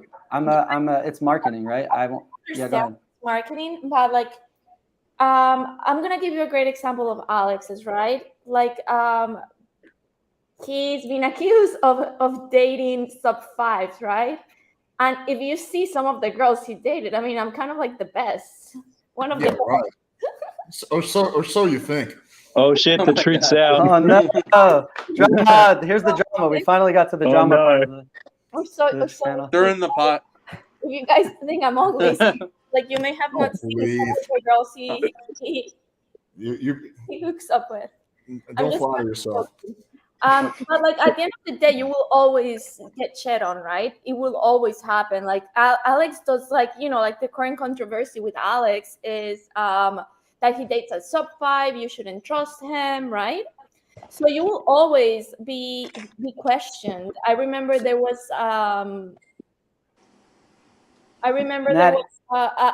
like with QB, actually there was a debate with QB, and he showed like very cute girls, and people were like, oh, you know what, like this one looks like a transformer, where she didn't, or this one looks like this, where she really didn't. Oh, I'm Natty, I'm totally cool with the haters. I'm totally cool with haters. I don't care. But what I want is the guys who really need help, that are taking things seriously, to see me as a credible coach who's one of the best in the industry, who's one of the best in game, and one of the best coaches. I don't care about the haters. And also, hold on. Happen though, like that will happen if. Hold on, let me finish, please. So if you have a audience that backs you up in a fan base, you have credibility built off that, and they will defend you. So if you have a large channel, over 100,000 subscribers, you have a fan base to defend you. When you're a small channel, a small coach, when you've been defamed and you've been lied about, you're not going to have people backing you up. So it's a little bit different. I don't mind the haters. I don't care, but I want to get through to the guys that actually need help. And I want them to sign up with me instead of another coach, because I know I'm better than the other coaches. Yes, right? I know I'm better getting the results. One more thing. There's so much focus on the coach's game himself. A lot of guys are great game, cannot teach it. So there needs to be a lot more focus on the student and with the student's results, not the coach. There's all this obsession over the coach. And my game is advanced. It is top tier, but that's not relevant to the fact that, do my students get results? Because there's plenty of guys who have amazing game that can't teach it. And they can scam guys, get them paid money, and they can't teach what they're good at because they don't know why they're good at it. Or they don't know how to help a guy with trauma. They don't know how to help a guy who was born fatherless. They don't know how to help a guy with self-esteem issues. They don't know how to help a guy with mental health issues, which I'm all qualified in based on my medical background to understand some of that stuff, right? I don't give medical advice, but I have a background in it to help guys with mental health issues that other coaches don't. So that is important. What the student gets, what are they paying for? My students don't pay for my game. They pay for me to improve theirs. And so student results matter way more than receipts. They matter way more than Infield. They matter way more than the guy's girlfriend. Because I guarantee you, there are guys out there with way more game. I've seen naturals that are way more game than anyone on stream here, anyone in this space. Okay, I know of naturals that are the goofiest looking guys in the world that have no problems getting women. They can't teach anything to any guys. Naturals are the goats. What they're doing. Exactly. I was a natural. I wasn't the best natural, but I was a natural, so I get this stuff from that kind of standpoint. All right, John, I'll make you a deal. You said that, you're going to get. I was joking. Hang on. If you do a speed date, if you do a demonstration, I will give you 10 of my clients. Bam, done deal. Yeah, no. Can't lose. Wow. Yeah, I'll tell you what. Hold on, I'll tell you why. I don't want other coaches' clients. I like clean slates that I start with. No, they have other things. They have things they learn from the other clients. I like clean slates. Bro. I can't keep up with all of them. That's fine. I don't want your clients. The point, because I was joking. Sometimes people don't understand my sarcasm and sense of humor. Of course, like Alex gets super hot chicks. I mean, you've seen like the Raven chick that he posted a few times ago, and the like Carla chick. She's super hot. Thank you for that clarification. Okay, so one more quick question for Coach White Pill. Something that I want to make a point of is that, like, Josh, you will always, like, it doesn't matter how big, how small you are, people will always tread on you. Like, it will always happen. I'm okay with that. Always happen, and that I'm okay with that. Take away your credibility. Look what Alex. People like try to be like, hey, look who he's dating, right? And like people have their opinion. Dave, actually, you're literally the only one that still brings this up. I think you're obsessed with that one more than anyone else. Wait, when did I say anything? I think it's important to bring that up. Like you will. I don't think anyone is bringing it up besides you. No, I think it's important that you will always be questioned. I'm okay with that. Okay with that. Natty. On 3, let's all say Natty is not a sub 5. 1, 2, 3. You're not a sub 5. Natty's not a sub 5. There we go. Not a sub 5. She'll believe it. Whatever. But like, and it seems that it's holding you back from doing like real marketing. Because at the end of the day, if you think that just putting yourself in a safe position and not taking quote unquote risk, I think that hinders you more than helps you. That's fair. I mean, everyone can have an opinion on best way to marketing. I'm not claiming to be an expert marketer by any means, but I'm doing what my method, right? You might have a different method and yours might work better. I don't know, but I am doing it my way, and that's what I want to do, right? So those are all opinions, and you might be right that it's better marketing, but that's not a risk that I want to take. But you're right about haters. I don't care about haters. I'm fine with it. If you've seen me, like, you guys make fun of the banana thing all the time, I don't care. Yeah, I think you should go with the solution I offered during our debate, which is doing what David Bond did, which is the GoPro Infield. Like, I think that is okay. That if you do that, I will like officially gain respect for you. But again, Infield doesn't mean that you ever saw the girl again. It doesn't mean anything. It has no proof. GoPro Infield sounds like a really proof of concept. Yeah, and how do you know? Wait. That can be fake too. How do you know it was the same girl? I'm not going to show her name. But this is such a black pill argument. I could say all your testimonials can be fake. Everything. No. Can be fake. We could be living in video testimonials are harder. Video testimonials are much harder to fake than text testimonials. By the way. Yeah. You pay them $20. Easier than Infield. Yeah, those are so easy to fake. Speaking of literally, you can fake anything in this industry. I know that's the whole point I'm trying to make. Is that no? So your argument is that Infield can't be faked. It can absolutely be faked just as much as testimonials. No, that's not what he was saying. The argument I'm making is that doing that GoPro shit will be a good proof of concept without no, it won't, because it can be faked. No, this is like GoPro or the banana dude. So, dude, this is like the black pillars. Put on the banana, put on the GoPro, just go out there and have some fun. I will, in good faith, assume that whatever you put out there is real. So if you put out that, no, you didn't. With my receipts, you didn't do that. Hey, Alex. Well, I'm going to make a public pledge that if you put out that GoPro footage, I will, in good faith, assume it is real, because I typically do assume shit is real unless there's like really heavy evidence that it's not. Hey, Alex. Go ahead. All right. So with White Pill, you commented just a little while ago that you like to help guys who've been through trauma, guys who have like mental illness and stuff, right? Not mental illness. Hold on. I can't help guys with mental illness or trauma. Okay. I help guys that are in therapy for that stuff build self-esteem and confidence. I want to clarify. Okay. I don't do medical treatment with them. All right. So I'm like an add-on to medical stuff. This is the point that I'm trying to get across, okay? I'm pretty sure everybody can look at my video, and obviously, like I see in the chats, there's a lot of stuff going on in the chat. I'm a burn survivor, okay? So with that being said, that's something that I personally had to overcome when I was getting into the dating atmosphere, knowing that I was automatically going to have people want to make jokes, stuff like that.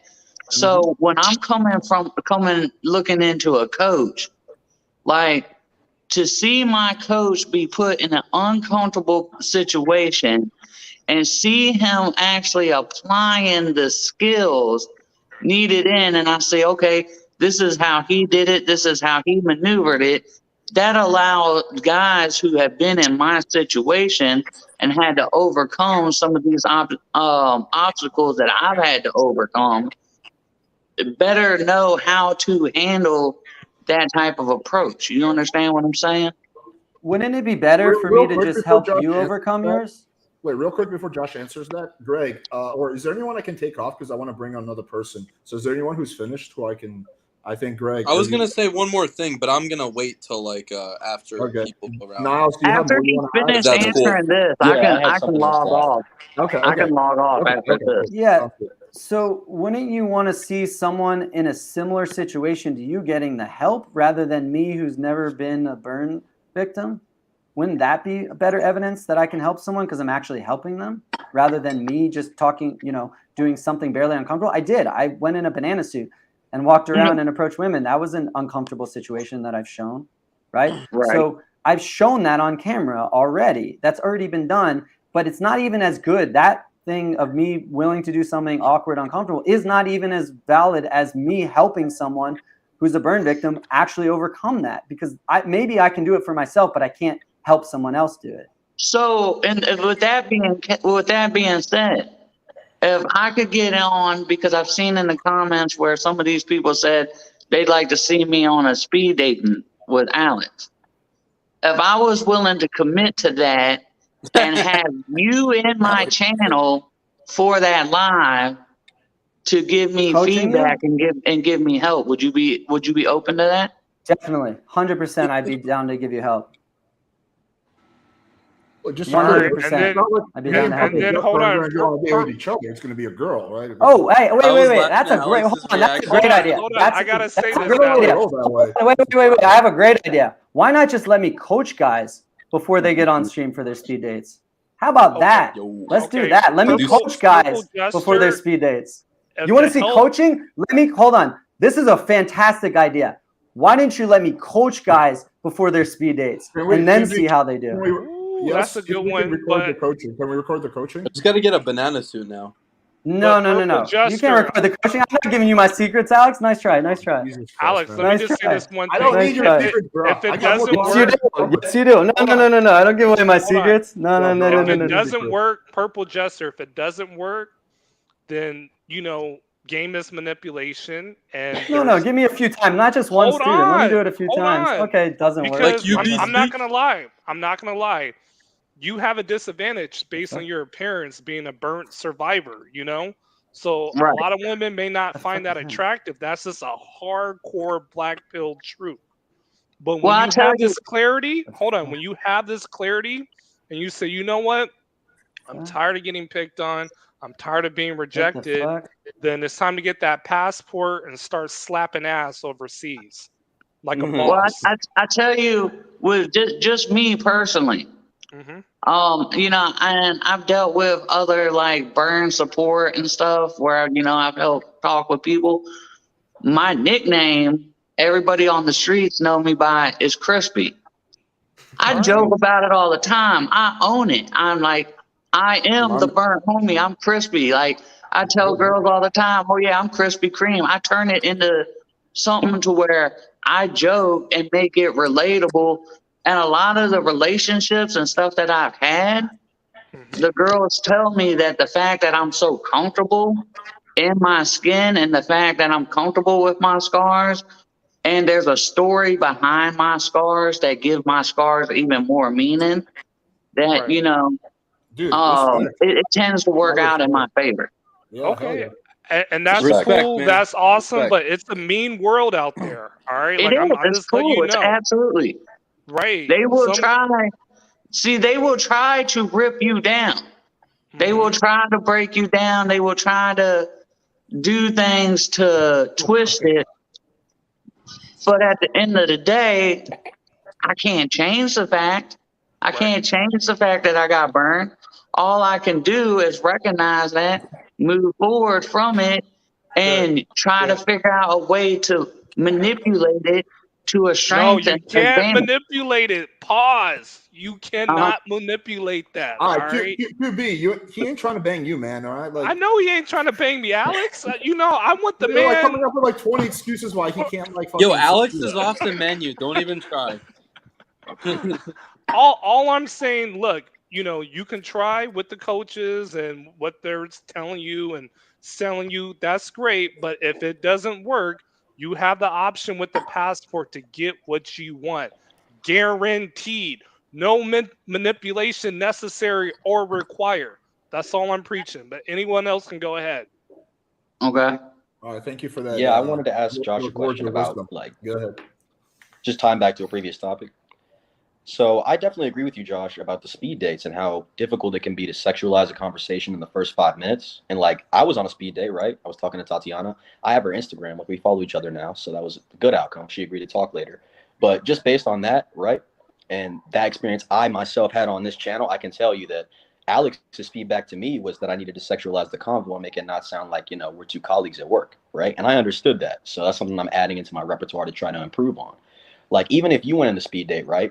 In a similar situation to me where you couldn't sexualize the convo, it doesn't mean that the girl won't be interested enough to talk to you again, right? Oh yeah, agree. So it's you can just see how display. like that proof of concept and demonstration is still effective. Oh, I just had a good idea. No, because you don't know till after. So people watching won't know until after, and not every girl's going to want to meet up. So you have proof after a little bit. If she goes on a Zoom day with you, then you have real proof. But you won't know till after. You got to come back and be like, hey guys, by the way, it went successful. It won't look like that in the moment. I just had a good idea. All right, so kind of going on what you said earlier, letting you coach the guys. What about this? What about we have a competition? I'll coach some guys, you coach the other guys. We videotape the whole thing. So this way, it's not just your methods are out there, mine are out there too. And then we put them against each other and we see who does better. What do you mean videotape? What do you mean the videotape the whole thing? I don't record the whole thing. Us coaching the guys, you coaching your guys, me coaching my guys, and we set them up with a girl. We see who does better. Yo, that's a great idea. I'm still not sharing my coaching, but I'll tell you what we do. I'll tell you what we can do. You want to do a competition? That's fine. What I want to do is have them go on one speed date first, so we can evaluate how they do, and then we coach them, and separately. It's different students, so they don't get two different feedbacks, right? And then have them go on a second speed date after we coach them, and try and pick guys who are comparable in game. Not one guy. Don't give me the guy who's terrible and you get the guy who's really good. Try and find guys who are comparable, bad or whatever in their first speed date. No, you should be able to coach anyone, Coach White Pill. Like no, I can coach. Hold on, it's a competition. You just mean to get a fair shake. Yeah, I can coach anyone. I want the skill level of Alex's student to be the same starting skill level as mine. Fair, but I want to show our coaching. I think it's the most each other. I want to show what I. Well, no, you can see the improvements. I'm not giving away my secret. That's actually very interesting. I've given it all away for free on this. No, you can see the improvement. That they can judge the improvement in the student. They can judge that how much better did they do, and they can vote which guy did better from the coaching. Alex gives it away. I'm not giving away my share. It'd be quite interesting to see someone follow Josh to the dance camp and Alex to the dog kennel to see where they can learn. Josh, but like in 5 minutes, you're gonna give all your coaching secrets away. I mean, like. No. I'm not coaching him for 5 minutes. I'm coaching him for way longer than 5 minutes. He's doing the date for 5 minutes. You're just coming off as very distinguished. No, I'm willing to compete. I'm still willing to compete. Why not show that? Like, that's the interesting part. No. The interesting part is who does better on the second date. That's still very interesting. Well, it's not that interesting because everyone knows I'm going to win. But the interesting part is the actual coaching, like that. Yeah, coaching someone before they go on the date. No, wait. Does better. No. I mean, that's because you're making. We'll see who does better. It'll be a clear indication of which student does better, and then that will be the better coach for that student. It's still a small sample size, so I'd like to do more than one round. But let's do 3 rounds. That's my condition. I want to show what we're doing. All right, well, let's talk about it off stream. Let me figure out whatever. I don't want to, but let's talk about it off stream. You're just coming as not being very genuine when you say like, I don't want to give my coaching away. It's like, but like you cannot really do like a whole coaching session in 5 minutes. It's basically before they go on the date. This is what I'm getting from what Alex is saying. This is what I interpreted. Like before they go on the speed date, you two are going to be like, okay, this is what you need to do. This is what you need to say. This is my recommendation. They go on the dating and people pick whose coachee did better. I don't want to. One of the reasons it makes no sense to record and show is I don't want to coach them for just 5 minutes. I want to coach them for 30 minutes, 45 minutes, an hour. I can coach them for an hour. That's real coaching. I can do it in private for an hour and then they go on stream. You cannot give people advice for like 5 minutes. We both. No, my coaching is really good and in depth. I'm going to get them good in an hour, not 5 minutes. It'd be more interesting if we can if we have a time limit and we're like, I agree. 10 minutes, you get 10 minutes. We show. You're going to give me 10 minutes to coach, dude? I go in depth. Dude, I don't. That's not. Again, it's not realistic. No, it's not. Jesus Christ. 7 minutes. It's the same problem with the speed date. 5 minutes is not enough for a date. 10 minutes is not enough to coach. I've never done a coaching session that was 10 minutes in my life. It's not enough time to coach. It's not realistic. I coach for longer. I dedicate my life to coaching now. So I coach for much longer and put a lot more time and effort into it than 10 minutes. Maybe other coaches don't really give their students their time, but I put a lot more time into my students, a lot of my life into my students. I'll coach a guy for an hour for free for this, but you want me to coach for 10 minutes because most coaches aren't willing to give their students that amount of time? No, dude, that has I want to give them more help. No, I want to do real coaching. Is 30 minutes of coaching fine? 30 minutes. So minimum 30 minutes. Okay, I was minimum 30 minutes. Minimum 30 minutes. Live stream. No, exactly. I don't know if I'm gonna do this live. We'll talk about off stream. No, you made a competition. I agreed to it. Now you want these weird freaking. Oh, it has to all be filmed. No, I just want it to be interesting for the audience. Sure, it's going to be interesting. Hold on, the aftermath is the day. The aftermath is the day. Okay. Yeah, it would be really interesting the way Josh is proposing it. I'm not going to lie. Like, I know what you mean. Like, you would like to see the coaching online, but seeing someone's improvement is also really good. Bingo. So, I agree. It would be really interesting. James. Thank you. All right, if y'all want to see it, I'll do it. But I think I'm down. I think it'll be more interesting to show the coaching. But if you guys don't care about that, then yeah. I can see both sides. I want the 30 minutes. Definitely need to do. I'll tell you this. It's like magic. You're asking to see how the magic trick is done rather than watching the magic. Why don't you just watch and do awesome like a magic trick? When it comes way more fun that way. How about this? How about you both vlog a vlog? Because I love the cringe you guys create with the out in public stuff. So how about you vlog coaching with one person and Alex vlogs with someone, and then they come to game day on the speed. Well, day. first. I'll talk to Alex about off stream. First, I want the date to happen first, so there's no judgment being clouded by the coaching itself. Yeah. I want them to just see the date first. I'll think about the other parts of it. I don't know because I've never done this before, so I'm not going to agree to something I've never done before. So I have to think about it through. I'll talk to Alex off stream about this, but the date has to happen first. I don't want any clouding of how good the coaching is before they've seen the date and how well the guy improved. Yeah, that's fair. Okay. So for whoever's watching this video on repeat or watching it now. Comment if you want to volunteer to be one of these people. Yeah, I'll do it. Good. Let's go. Yeah, I'd volunteer. We also gotta make sure the people are equal with sexual. Wait, can I pick? We gotta get the sample size. We do the first round and then you school. There's gonna be a lot of people. Oh wait, that's perfect. That's perfect, Alex. Let's do 6 guys and we draft them to our teams. Well, like a schoolyard pick. A roster. Schoolyard pick. Let's do a draft. Snake that draft too. Snake draft. Yeah, let's do it. Let's do it. All right, I'm down. Whatever. Whatever gets more cringe my way, I'm happy. Oh, I like that. There ain't gonna be any cringe on my team. Relax, there, Caduceus. You're getting cringe from me. You're getting value. But you might get some cringe once I drop the John Anthony video. I'm looking forward to that. Going back and forth. I'm looking forward to that. Josh, I got a question for you. Actually, you talk a lot about ethics, and I kind of believe you when you say that you want to be ethical and whatnot. Why do you collaborate with one of the most unethical guys, in my opinion, in the space? You collabed with him before, I believe, right? Why did you collab with him? Well, because I have one because he has a good game. But I'm not collabing with him anymore, especially once I've learned some things about him. Well, I don't want to bring it up on stream, but there's your skeletons are not as in your closet are not as clean as you think. You can bring it up, dude. Bring it up right now. I don't care. No, I'm done. I'm done talking about it. Josh, I'm gonna give you Dude, I'm done talking about it. I'm done. No, Josh, this is a potential out for you. This is a potential out for you. What's the extent of collabing with John Anthony Lifestyle? No, I'm done. I'm done talking about this because Alex has skeletons in his closet too. Josh, I think everybody got. I'm not gonna bring it up. I'm not talking about it. I already said I'm not talking about it. I'm not talking about it. Josh, I'm not talking about it. He's gonna plead the fifth. It's not an out. We're not talking about this on stream. I've already said I'm not talking about it. If you've only done streams with John Anthony, that doesn't mean you're necessarily collabing with him. I've had you on my stream. I've had Alex on my stream. I had QB on my stream. Thank you. I have my own ideas. Thank you. Yeah, exactly that too. Also, you don't if you collab with someone, doesn't mean that if I've only collabed with him twice, I believe. If I had him on every single stream of mine, then then you'd have something to ask for. But I've only had him on 2 streams a couple of times, and we've talked in private. If I brought him on every single panel that I have, then you could come at me for representing him and platforming him. But I'm not doing that. That. Friendship is based around the hatred of Kevin.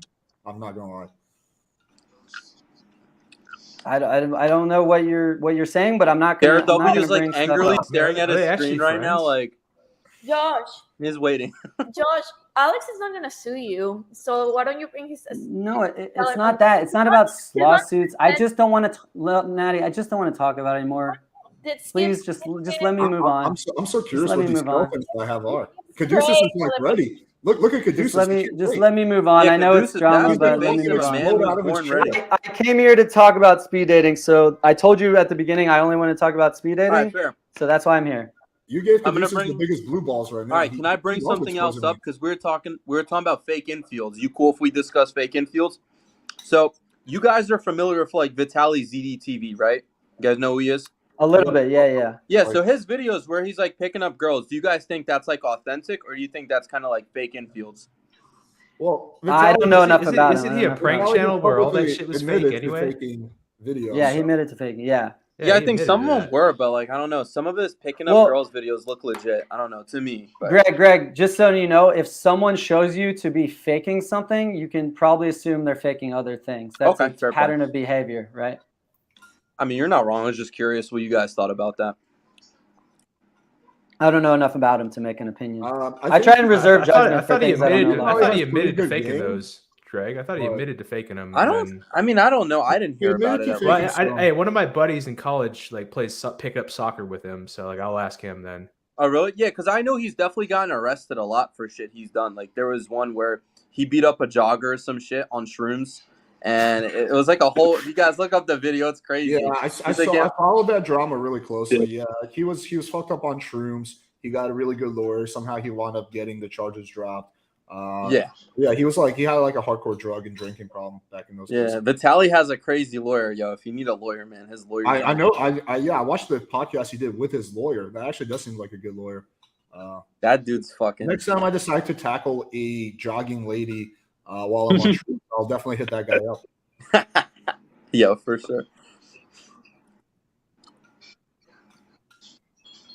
I see QB's rocking the drip right now. Oh yeah. Let me add on Stefan because he had a question. Purple Gesture. QB's in tank top club.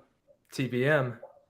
I'm multitasking right now, but I'm creating my thumbnail for my 1,000 subs, so I appreciate y'all. You know what I'm saying? Yeah. Hey, I'm gonna subscribe, QB. Is there anyone I can take off so I can grab on Stefan? Is there anyone who's done talking? You can take me off. Yeah, you can take me off. But take me off for the coaching workshop thing. Yeah, for sure, dude. Sure, we'll be in touch. All right, take care, buddy. Got you. Yeah. All right, cool. Let's have Stefan back. Oh, thanks. Yeah, my question was to Coach Whitehill. Obviously, you've had some success before you did the whole pickup thing, but I want to know what makes you qualify or what makes you classify yourself as a natural, or what's your definition of it? Because I don't see anything from you or your receipts that would make me think you were anything more than like just a regular average guy with some results through social circle. But I would never look at you and say, oh, this guy was a natural, man. We got to invite him to the next party we go to, bro. Like he needs to be our wingman. Like I've just never got that that impression of you. So my definition of a natural would be a guy who's never learned pickup or knows anything about the game or is just totally unaware of the nature of game. He just has natural game and social skills, and he attracts women who are better looking than himself. Okay, so you would be like the lowest tier of natural, then I'm assuming. I don't know about tiers of naturals, but a natural to me is a natural. I don't know about tiers. I mean, I know guys that look worse than you, that their receipts were actually better than yours. And I went to school with them, so I could literally see these guys at parties. Some of them were my roommates, so I'm literally next door while they're banging out some, track girl or girl in the other dorm or whatever. So from the receipts you've seen, some of those girls were attractive. I'll give you that. But you would have just been because I know than me. Were they more attractive than me No, they weren't. I know guys that would be considered sub 5 that have better success than you. So no, that's a different natural. Okay, so tiers of natural. Okay, so yeah, I mean to me a natural is a natural. I don't really have tiers, but if you say there are better naturals, that's fine. I'm not I'm not saying because by your definition, any non-virgin that doesn't formally study pickup would be technically a natural because they knew nothing about formal game. They only knew what they learned through their friends. But they also have to attract women better looking than themselves. Yeah, but any non-virgin could do that once or twice. I mean, you haven't shown anything regularly. How are you assessing this natural thing? How are you assessing it? Are right, because you got to rate the dude, and then you got to rate the chick, and see if it's all together. I think it's all subjective. Yeah, that's what people. This whole industry is subjective. Well, because his definition of a natural, there's some women that might see you as an 8, and others might see you as a 2. Like it's I'm talking about it's case by case. I'm talking about. The point is he's not a Chad. It's still subjective. I think the point is with Coach Whitepill is he's clearly not a Chad, right? So like whether he was a 5 or a 6 back in the day when he was in college or a 6.5, like the point is he wasn't coasting on his look like someone like Kevin Ray Wilder who can have terrible game and still get the leg just off of looks alone. So the point is I know naturals who look similar to him, similar height, white dudes, Middle Eastern, black. Some taller, some similar height. Some looked worse. Some looked almost the same. Some were balding. Some weren't. Some were my more popular friends. Some weren't. Some were quiet guys. So I literally have an autistic friend who dated a 7. He was like an IT major, like a year or 2 younger than me. He dated a 7. This like light skinned girl with natural hair from DC, nice body, had her own job, everything. So I know guys that I would consider they know nothing about pickup, but I wouldn't call them naturals because like they're not incels, but just because they dated a 7 or a 6 here or there, or they have some success, I don't like. If I knew you in college, I wouldn't think you were a loser. I'd be like, oh yeah, this is Josh. He's cool. He's like a pre-med student. Like I would be like, I would invite you to the kickback, but I wouldn't be like, I want Josh to be my wingman. I just wouldn't think that. What I'm saying is it's not one-offs. It's regularly attracting women that are better looking than themselves. And also, so you were regularly doing that before you were picked. Like you were consistently doing that. Yes. Through all social circle? No, not all social circle. I did cold approach as well. Some. I was mostly social circle at the time and warm approach, but I did some cold approach for sure. Okay, I don't know because I don't do cold approach now, but even in my 20s, I'm super introverted and I did hundreds of approaches in my 20s, and exactly. So I don't know. I nothing even like you do articulate concepts well, but I just don't see it in real time. I don't see it. Now you're a good teacher. You articulate concepts well. I'll give you that. Thank you. So why wouldn't you want Coach Whitepill on your team? Yeah, thank you, KB.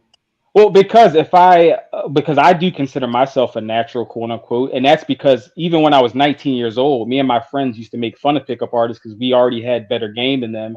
They just had a lot of technical names for what we were already doing unconsciously, and even some of the stuff is like the misconception that naturals don't know formal game. They may not have a technical term for every behavior or action or strategy, but a lot of that stuff, they do talk about it. Like when we pregame before like a party or before visiting chicks at another school, we would pregame and talk about different things like, oh, which girl do you like? So-and-so's naturally attracted to him, so he can have her. We're planning logistics out. We're dealing with cock blockers in real time. We're dealing with the mother hen of the group. So we were doing creative openers and all this other stuff. So I'm thinking, I don't see what you've displayed that makes you on that level, unless you're saying you were just doing all of that stuff. Well, I think also it's missing is I'm 37, and when I grew up, I had a flip phone. So a lot of it, we didn't take any photos. You know me from online. If you knew me in person, you'd have a lot different perspective, I believe. So I'm 34, so our experiences can't be that much different. Like I'm terrible at Tinder, and I still match with. Do you have a lot of photos from when you were 18, 19, 20? Yeah, I have a lot. I have receipts dating back to my freshman year. I have some, but I didn't take a lot of photos back then. I rarely took photos myself. This avatar right now is a friends with benefits that took a picture of me when I was asleep on her couch. So Okay, cool. This was back in like 2009 or something. So I get it. We're from a different era, but still, like in my mid and late 20s, I had to deal with a lot of the, the incoming of Tinder and Instagram being popular. And even an introverted dude like me was still able to date 6s and 7s. So, but I also have 3 years on you dating before, man. I was gonna say, yeah, that's it. I really like this picture. Yeah. I have receipts from like literally last week. I literally was drunk. No, 2 I'm weeks not saying ago. that you're not banging that. Oh yeah, listening I have more receipts than I have more receipts than Coach White. I can lay claim to being I'm an the athlete. IRS. I'm the receipt dating coach. Okay. I'm the receipt master of the dating coaches. So Yeah, QB does have QB has like a whole He has a folders he's the organized accountant. with receipts. Yeah, he has a whole tour of Mexico. Recent receipts. Yeah, like I guess if you're like calling yourself a low tier natural, so I would agree with that. I guess. I mean, sounds like an insult. Maybe a mid tier natural. I don't know. I don't know the tiers. I think to be a real I find that natural, term hilarious, man. I just don't think we need to. If you want to be a real natural, you have to go to the gay bar and pretend to be like gay to pick up a girl, like John Anthony lifestyle. That's the only way you can be a true natural. Or the gay club. I forget where he was talking about. Yeah. Careful, Greg. You can get sued. Greg, you're gonna take a dude to grandma's house at the end of that. Oh, I was just talking get that about guy's an lawyer. experience he did. I don't think you can sue for the truth, but. Well, like even Greg, like people may criticize Greg's technical game, but like I get criticized all the time. Russian pickup robot. If we were at a bar in downtown Philly or Old City or something, I would actually trust Greg's game in real time more than Coach Whitepill because the thing about Greg, at least he goes to college, is in a big city and all that. He's had to compete with other naturals and other guys that are probably taller and more popular, or this or that. Or you don't think I competed when I was young? I was 5'8". Actually, I was 5'6" at the end of high school. I was 5'8" when I started college. You don't think I had to compete with naturals that were taller and better looking? I don't think. I mean, I don't know the logistics of where you were at, but like if you went to my school, he's the going other by 5'8" dudes you were competing with, they had swag. They had plenty of women before they got to college. They had a leg up on you in terms of their socialization. So even you learning formal game or whatever at the same age, I don't see you because like even my friends that are 5'8", 5'9", they're competing. I think you can pull an average. I don't blame you. I don't blame you for picking Greg, by the way. I like Greg. I'd pick him on my team. Hey, thanks. I don't know. If I'm going out, I'm just bringing a squad that I can have fun with. That's all I'm doing. Yeah, my Wi-Fi is screwed up for a second. But I was just saying, you would probably be competing with other low-tier naturals. So like when me and Alex brought up naturals versus POAs and Alex said he could AMOG people, Alex could stand next to some 5'8" non-virgin and dominate the convo. Maybe that guy will give up and walk away. Alex doing that to some 6'2" natural, quote unquote, that has better game and is more confident and is not afraid of conflict, that wouldn't fly. That wouldn't work. So I'm gonna dispel a myth here. There's a myth that the 6'2" good-looking guy has natural game. That's actually super rare because they don't have to develop game. They don't have to cold approach. They wait for average-looking women to approach them. So most of the tall, good-looking dude. I'm a not every 6'2" guy is Kevin Ray Wilder. Let me finish. Kevin Ray Wilder. Let me finish. But now you hold on. Let me my finish. secret. Let me finish, please. You said you're an introvert, right? Oh yeah. So you don't technically I'm an extroverted introvert because I'm really good at public speaking. Okay, but you talk to less people, you interact with less people and less guys and less women than most extroverts. Not really, right? No, because technically I'm an ambivert because that makes more sense. My technically, but I'm saying I'm introverted because I actually have a low social battery. I get overwhelmed by stimuli. That's why when I go to parties, I get 2 or 3 girls and then I'm out. I'm not trying to talk to 10 chicks. Sure. But anyways, so I'm like one of the most extroverted people you'll ever meet, and I talk to everyone. I have a lot of friends, and when you do that, you get to know a lot more people. And actually, I probably have more friends receipts than anyone on this panel right now.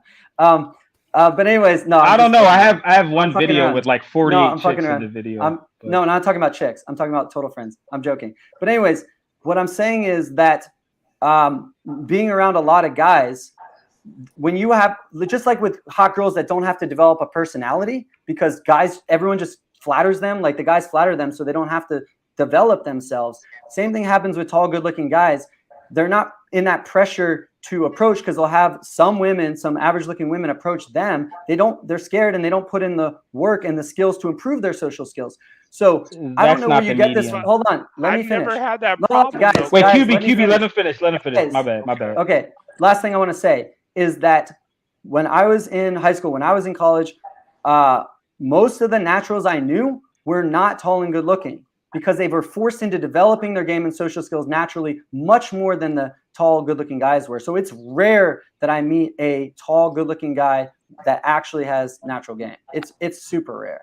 Okay, I have to dispel this myth because, again, I went to school with 20,000 undergrad kids, 8,000 grad students. I've had over 12, 15 jobs in my life. I have a lot of friends, a big social circle, and the fact that I'm introverted doesn't matter as much because a lot of my friends are extroverted. So I've literally met hundreds of people. Most of the guys I know that I would consider naturals, the game correlates with their looks. Yes, I have a few exceptions, a few guys that are average looking that have game, but most of my taller, good looking friends, they may not have they may have some polish issues, but overall, whether you're talking about being a wingman, managing logistics, dominating like big sets of girls, handling different like obstacles, other guys trying to cock block you, all that stuff. My taller and or popular and or good looking friends, they usually had some game to go with it.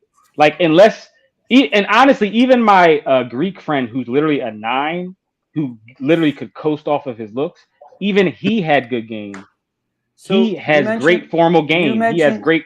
Oh, I'm sorry. Yeah. So you mentioned you've talked to hundreds of people, right? Yeah, that's probably underrating it, but yeah, at least probably. I mean, at least 100. So I've talked to thousands. Greek guy was not at least 100, at least hundreds. Hundreds, yeah. So I've talked to thousands.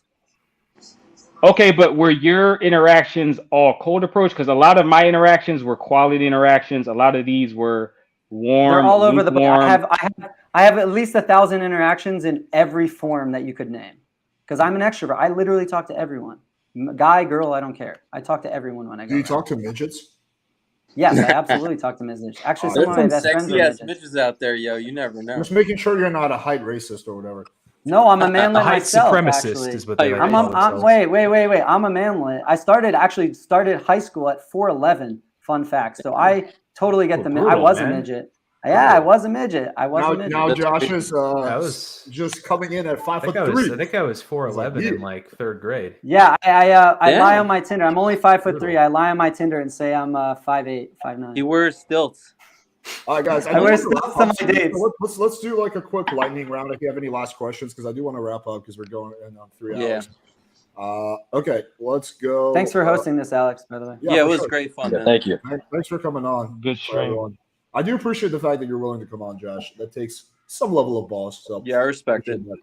Not as much balls as doing a speed date, but it's a little bit. It's a step in the right direction. All right, cool. Stefan, you have anything you want to say? I just want to bring up one thing kind of related to what Josh said about good-looking guys without game. When he said he knows a lot on his channel, he commented one time that he knows a lot of chads that take like 6 dates to close and all that stuff. I just want to say, do you honestly think that's the majority of the general population? Because for every guy like Kevin Ray who actually needs those 5 or 6 dates to close because he has terrible game and he fumbles the initial attraction or whatever, I could name 10 other guys who look the same who smash in 15 minutes. I just have never. The guys you're talking about, to me, that's the extreme. I've never seen any evidence to say that. Stefan, I'm a little concerned. You've been talking about dudes a lot. No, I know both. I know both, Stefan. I know both. I'm not saying that's a majority. I just say it's a much higher percent than people know. It's probably, I don't know, I'm guessing, but it may be 30 to 50% have that struggle. there's definitely lots of probably half at least. Don't if half of hold on, if half of Chads were struggling, the black pill wouldn't even be as strong. No. Because of Tinder and online dating and COVID actually stopped cold approach for 2 years. So that's why the black pill is so strong. COVID stopped cold approach for 2 years, basically. No, but I'm saying if that many Chads were struggling to close, then we wouldn't have as many like normies joining the black pill because the competition wouldn't be.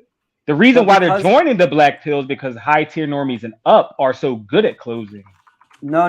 They're joining the black pill because of hold on. 20 questions. Yeah, they're joining go ahead. I'm done. They're joining. Let me finish though. They're joining because of online dating apps, and online dating favors looks, and because COVID shut down not only cold approach but also social circle and warm approach for 2 years. So during that 2 years, a lot of guys were black-pilled because they struggled with online dating, which was the only form. And Alex, maybe you can speak to this, but I believe you said your channel grew the most during COVID when you were teaching online dating. Yeah, but also I was fucking crushing it at online dating during COVID. It was awesome. Yeah. But guys you were not helping were getting destroyed. Anybody who wasn't watching your channel was getting wrecked. That's why they became black. That's their fault for not watching my channel. Yeah, but you know what I'm saying though. You get what I'm saying. You get what I'm saying though. I'm making a point is why guys got black-pilled was because of COVID, because online dating became so prominent, and because most guys were not watching Alex's channel, even though it grew fast. Like you didn't have 10 million subs, so it's like you did well. That the rise in black pillers has nothing to do with COVID. I think it has to do with technology and the fact that apps too. It's both. I think that's much more relevant than COVID. I think it's both. Yeah. I think it's both. COVID affected cities differently too. Like Miami, COVID wasn't even like barely a thing. Okay, I don't want to talk about the C word too much because I'm gonna get deplatformed like Sneak Up. Oh, okay. Sorry, Alex. My bad, dude. No worries. You're good. All right, go ahead, Caduceus. Your closing thoughts. Yeah. Thanks for having me on. I just kind of interjected a few times I just like to come in and say I'm chaotic evil on this one. I'm on the side that no matter what you do, whatever game it is, you're not going to change a woman's sexual attraction towards you.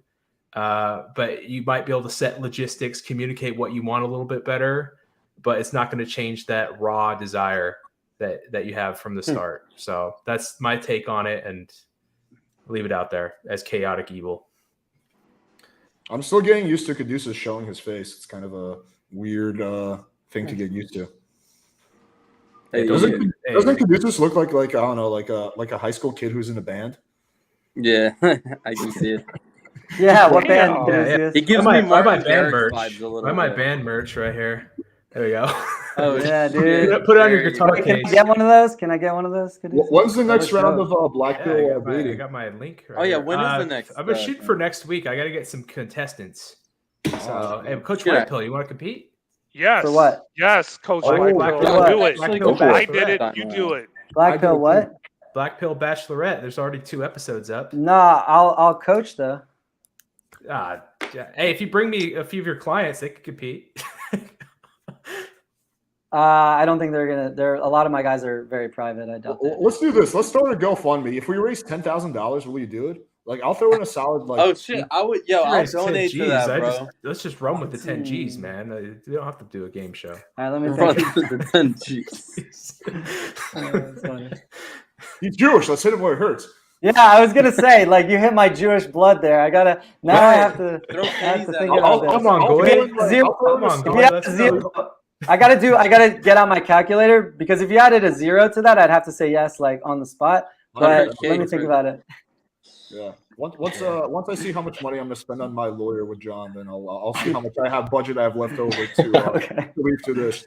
Okay, go ahead, Niles.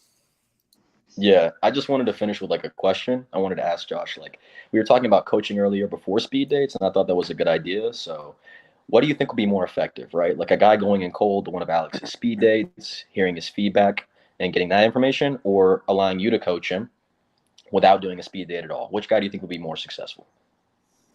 Speed date first, because I'd like to see his deficiencies for me to correct them. So you think that going on speed dates improves guys faster than coaching by itself? Oh, wait. I thought you meant me coaching for the speed date.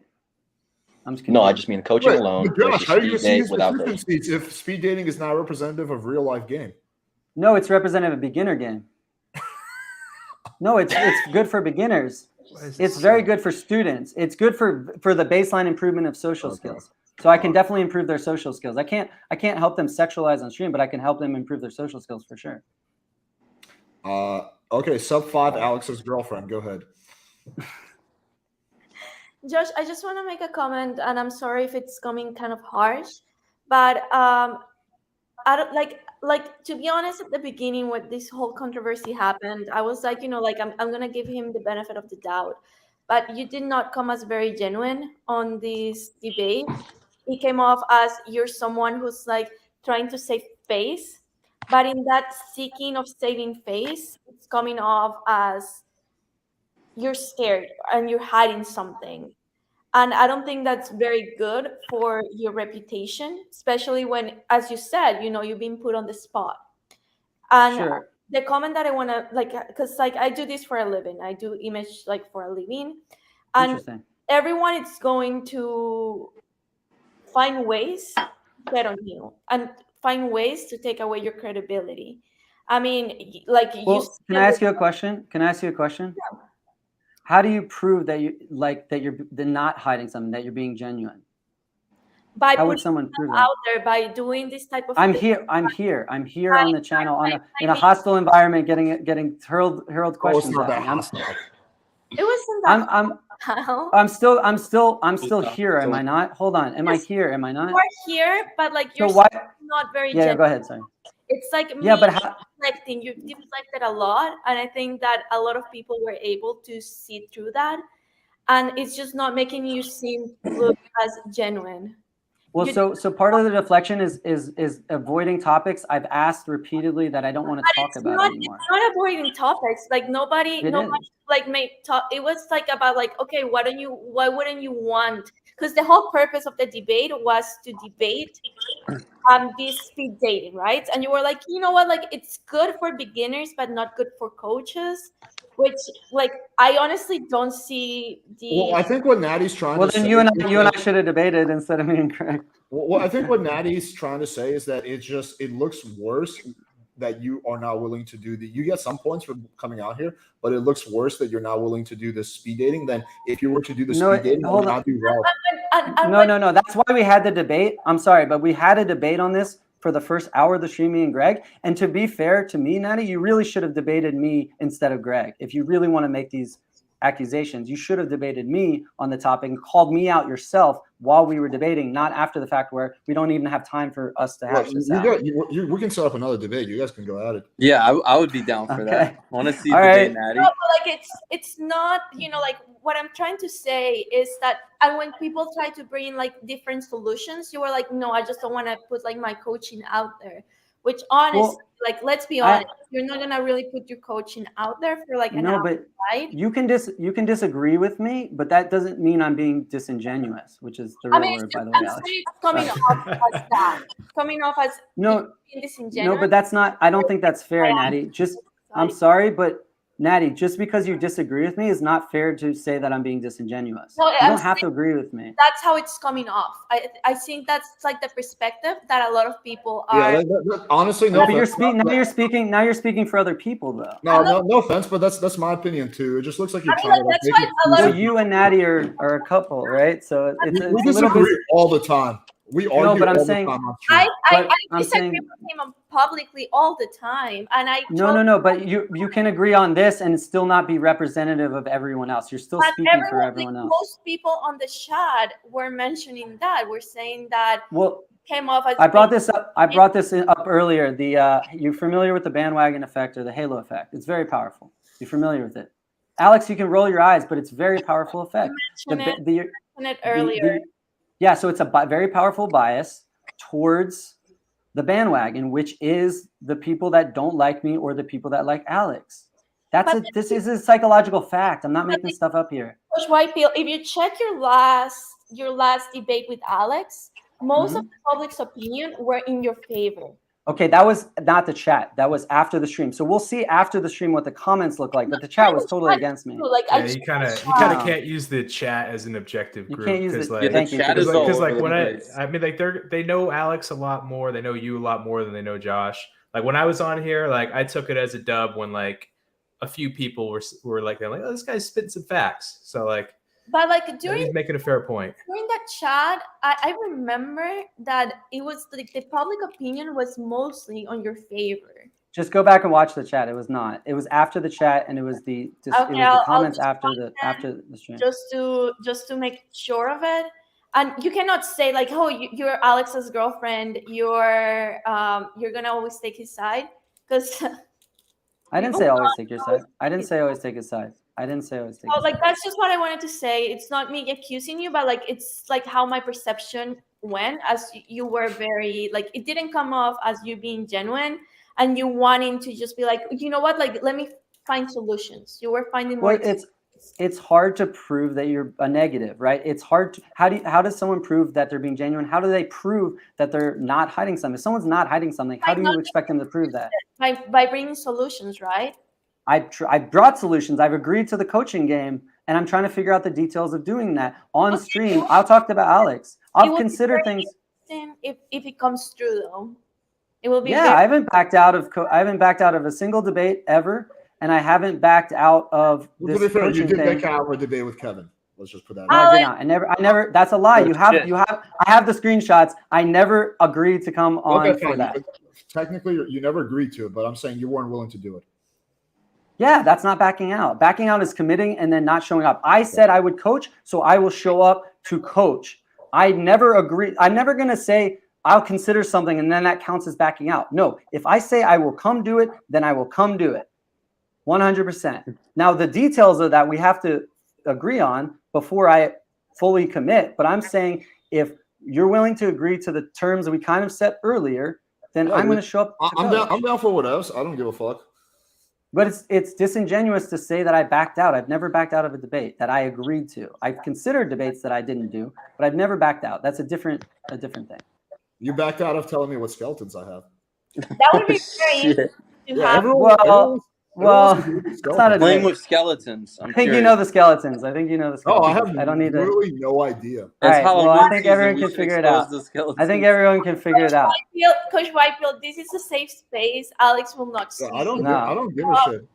I waive all my legal rights. I think he knows, and I don't need. There's a reason I don't say it. I think everyone knows that here. So let's move. No one knows, dude. That's the thing. No one. Yes, knows. I think everyone knows. It's a topic I've declined to talk about anymore. I think I know. Is it KWR? Yes. Okay. KWR? What's that? Kevin with Kevin with what? Kevin Wilder Ray. Oh, my dislike. That's the dirt. Wait, that's a skeleton out of my closet. My friendship with Kevin. That's not a skeleton. Everyone knows about it. How's that a skeleton? It's super okay. Not a skeleton. Whatever else you want to call it. It's not a skeleton, dude. Liability, Alex. It's that was a disappointment. Everyone fucking knows I'm friends with Kevin. I think it's like super obvious. That's what I'm saying. That's what I mean. I said the wrong analogy. Sorry, it's not a skeleton. That's not what I meant. I said the wrong analogy. Liability. There we go. That's not you know what? You mean conflict of interest, right? Instead of skeleton. Yes. Okay. Well, no, conflict of interest and liability, like Natty said. You know, I want to say something. I do like you. I do think you seem like a very nice guy on the debate. Like I think you're a really nice guy. I just don't want it to come off as like, you know, like she has something against Coach Whitefield, because that's not the case. I do think you're a guy who like shows he has guts to come like on debates where he knows that it's gonna be like everyone like against him and he has to prove himself, kind of like, you know. But I just thank you, Natty. And backtrack, babe. In the debate, once you hit them, you just let it stay. Yeah, Natty, thanks for saying that. It's just hard for me to hear you think I'm disingenuous when I'm just saying I'm answering as best I can. That's all I'm saying. It came off as that. It just came off as that. Well, no, I know, but I'm just telling you I'm trying to answer as best I can. That's all I can say. I can't prove that I'm being genuine. I'm just trying to answer as best I can.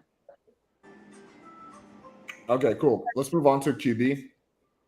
Oh, and then I want to wrap up before we had. This is the longest wrap up ever. Jesus, you guys are great though. Like, I know mine will be short, Alex. First of all, thank you for letting me rock on the stream. You know, giving that black pill perspective. I don't think you're black pill. No, I am. I also, you know, disagree with the whole speed dating as a way of quote unquote learning game, because you're not engaged with the woman there and everyone's kind of acting. So that's kind of my perspective on it. And for Coach Whitepill, I think if you want to improve your brand, it's okay. This is why I disagree with the whole speed dating, because I meet girls in actual like real life. Okay. But for me, it still breaks down to attraction is not a choice. So when you're engaging with a woman face by face, you're able to pick up everything in terms of her body language, her tone towards you, I thought you to said this was going to be determine. short. Okay, my bad. To determine whether she likes you or not. So that's my whole thing. Other than that, that's it. I want to wrap up before we hit the 3-hour mark for optics sake. So I appreciate everyone coming on.